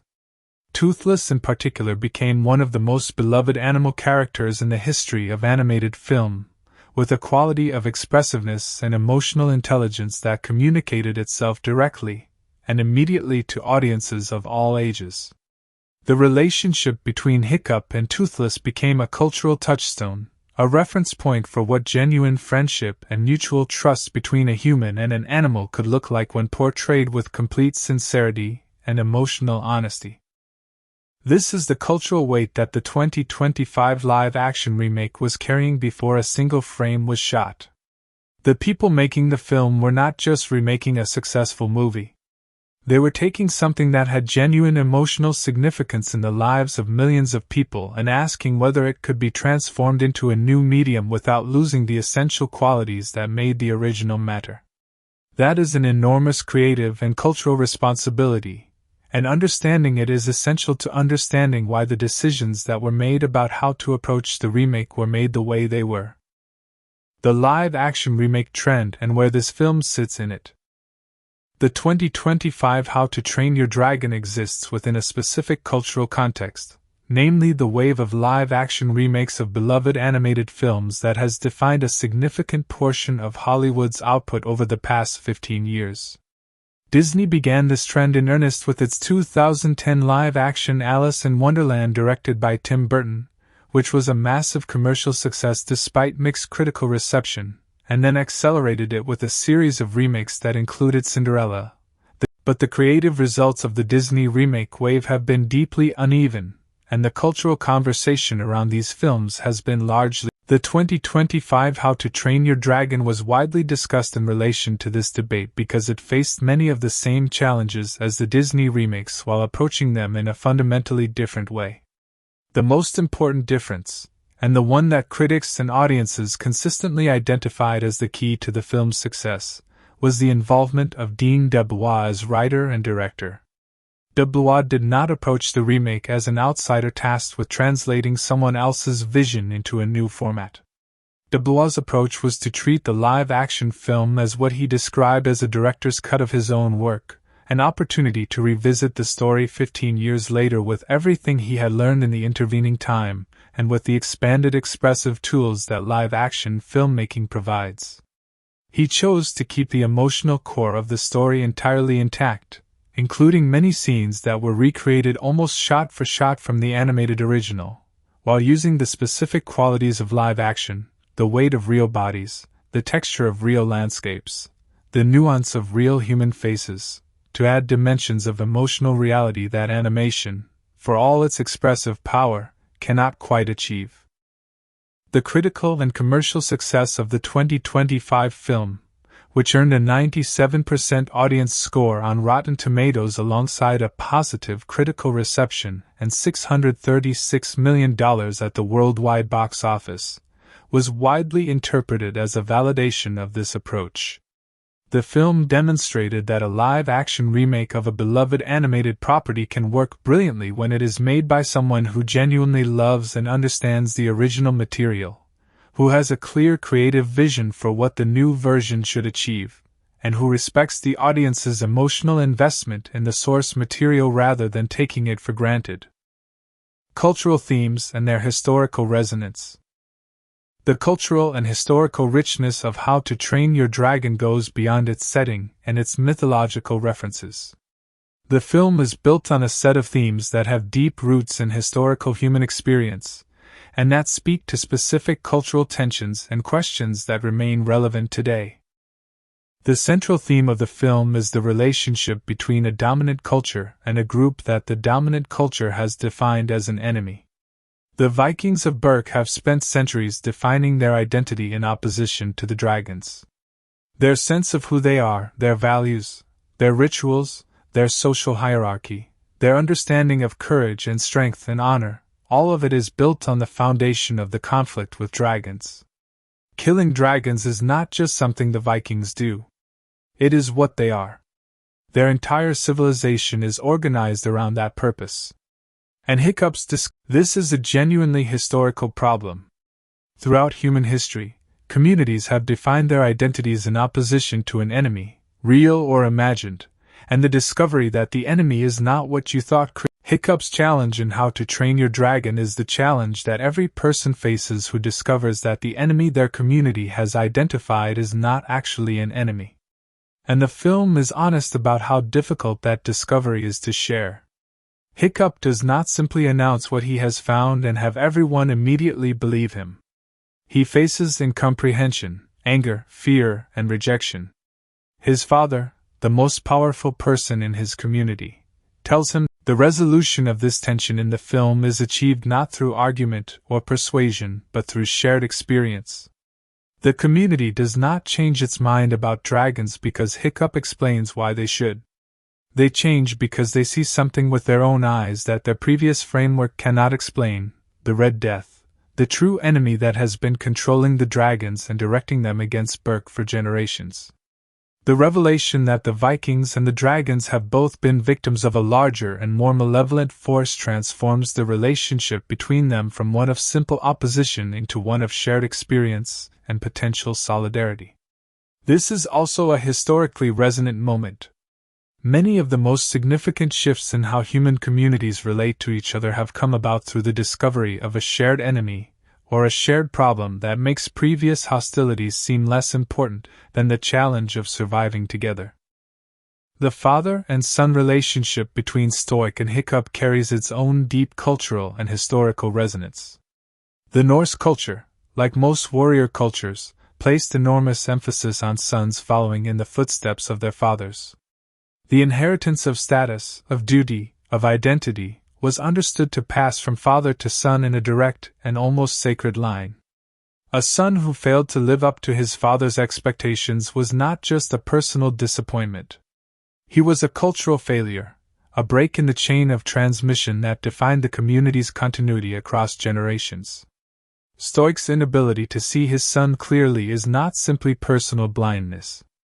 It is the expression of a cultural framework that has defined what a son is supposed to be in such rigid terms that there is no room within it for what Hiccup actually is. The emotional climax of their relationship, the moment when Stoic dives into the freezing ocean to rescue both his son and the dragon he has been blaming for everything that has gone wrong, is not just a moment of personal reconciliation. It is a cultural moment. The chief of the tribe publicly the cultural significance of disabilities and difference. One of the most culturally significant elements of How to Train Your Dragon, one that operates largely below the surface of the story but that many critics and disability studies scholars have noted and discussed, is the film's treatment of physical difference and prosthetics. Both Hiccup and Toothless end the story with prosthetic limbs. Hiccup loses his left foot in the final battle and is given a prosthetic lower leg by Gabber. Toothless loses his left tail fin in the bolus accident at the beginning of the story, and is given a prosthetic fin by Hiccup. The parallel is deliberately constructed and deeply meaningful. In the historical Viking world, physical disability carried complex and sometimes contradictory cultural meanings. On one hand, the Norse warrior culture placed enormous value on physical wholeness and strength. A warrior who could not fight was a warrior who had lost his primary social function, and the inability to participate in the physical life of the community could be a genuine source of social marginalization. On the other hand, the Norse mythological tradition included numerous figures of great power and significance who were physically impaired. Odin himself sacrificed one eye for wisdom. Tyr, the god of justice and law, sacrificed his hand to bind the great wolf Fenrir. The deliberate sacrifice of physical wholeness for something of greater value, for wisdom, for justice, for the protection of the community, was understood within the Norse tradition as a mark of heroism rather than weakness. This mythological framework gives the prosthetics in How to Train Your Dragon a cultural depth that goes beyond simple plot mechanics. Hiccup's missing foot is not simply the price he pays for victory. It is his permanent connection to Toothless, a visible sign of the price he has paid to change his world, and a reminder that the change was worth it. The prosthetic limb that Galbert builds for him mirrors the prosthetic fin that Hiccup built for Toothless, creating a visual and thematic symmetry that tells us something important about what Hiccup has become. He is now, physically, partly the same kind of creature as his dragon. He is no longer fully inside the category of human Viking on one side and dragon on the other. He occupies a space between the two worlds, which is exactly the cultural role he has claimed by transforming the relationship between his community and the dragons. For modern audiences, particularly young audiences who have grown up in a culture that is increasingly aware of and vocal about disability representation in media, this dimension of the story has additional resonance. The film does not treat Hiccup's prosthetic as a tragedy or as a diminishment. It is presented as part of who he is, as something that makes him more rather than less, as a mark of distinction rather than a mark of failure. The ease with which the film handles this, the complete absence of any suggestion that Hiccup's life is now worth less or his future now diminished, is culturally significant in a landscape where disability representation in mainstream cinema has often been either absent or handled clumsily. The cultural legacy of Northern Ireland as filming location. The decision to film How to Train Your Dragon primarily in Northern Ireland was not simply a logistical choice driven by available studio facilities and tax incentives, although those factors were certainly relevant. It was also a culturally resonant decision that connected the production to a specific place with its own deep historical identity, and its own complex relationship to storytelling, mythology, and the transformative power of narrative. Northern Ireland is a place whose history is inseparable from stories. The island of Ireland is the source of one of the richest mythological traditions in the Western world, the Celtic mythology that predates the arrival of Christianity, and that survived in fragments and retellings across centuries of cultural change. The ancient Irish myths tell of the Tuatha De Danann, the supernatural race who inhabited Ireland before the arrival of the Milesians, the ancestors of the modern Irish, and who retreated into the fairy mounds beneath the earth when they were defeated. They tell of the hero Cuchulainn, whose battles and relationships and ultimate death constitute one of the great epic narratives of early European literature. They tell of the children of Lyre, transformed into swans by a wicked stepmother, and condemned to wander the waters of Ireland for 900 years.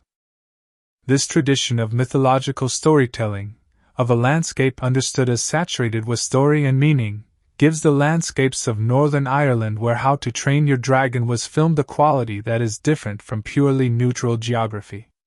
When the camera moves across the basalt columns of the Giant's Causeway, it is moving across a landscape that has its own mythological story, the legend of the giant Finn Mac Cool who built the causeway to reach Scotland.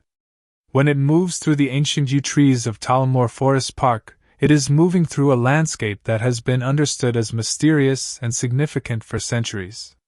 The filmmakers were not simply using beautiful locations. They were using locations that were already charged with the weight of human storytelling, and that charge adds something to the film even if the audience is not consciously aware of it. Northern Ireland also has a contemporary cultural significance that cannot be separated from the history of the Troubles, the 30-year period of political violence that divided the community and left deep scars that are still present in the social fabric of the place today. The Good Friday Agreement of 1998, which brought the Troubles to an end, is itself one of the most remarkable stories of conflict resolution and political transformation in modern history. The fact that a major international film production chose to come to Belfast and to describe the experience as one of extraordinary welcome and professional excellence is part of the continuing story of Northern Ireland's transformation into a confident, outward-looking cultural community. The Belfast crew who worked on How to Train Your Dragon were described by Nico Parker and Gerard Butler as some of the finest film professionals they had ever worked with. And Butler specifically said that he felt like Belfast's adopted son during the production and that he could not imagine the sequel being filmed anywhere else. These statements carry a cultural resonance that goes beyond simple politeness. The film in the context of family storytelling traditions.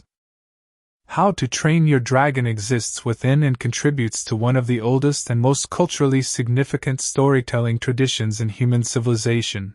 The tradition of stories told to children that use fantastical elements to illuminate real truths about the human experience. This tradition goes back far beyond written literature.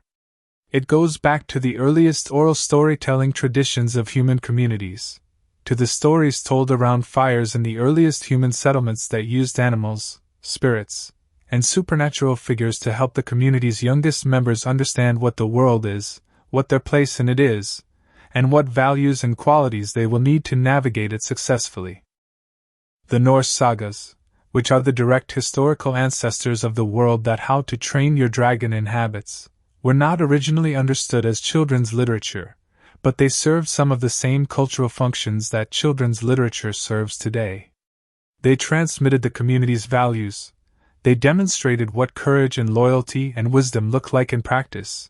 They showed the consequences of greed and cowardice and betrayal, and they gave the community a shared set of stories and references that bound them together across generations.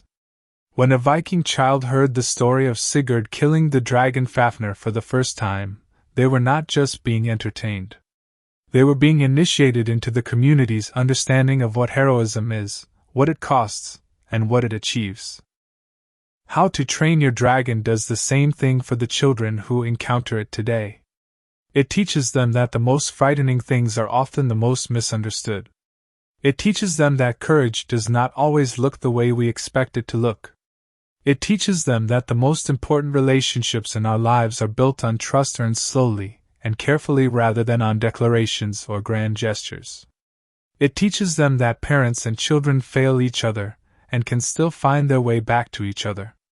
And it teaches them these things not through lectures or explanations but through story, through the powerful and ancient mechanism of narrative that has always been the primary technology of human cultural transmission.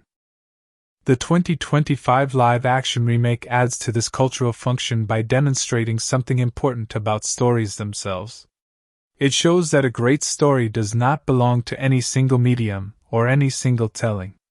The story of Hiccup and Toothless was first a series of children's books, then an animated film trilogy, then a television series, and now a live-action film.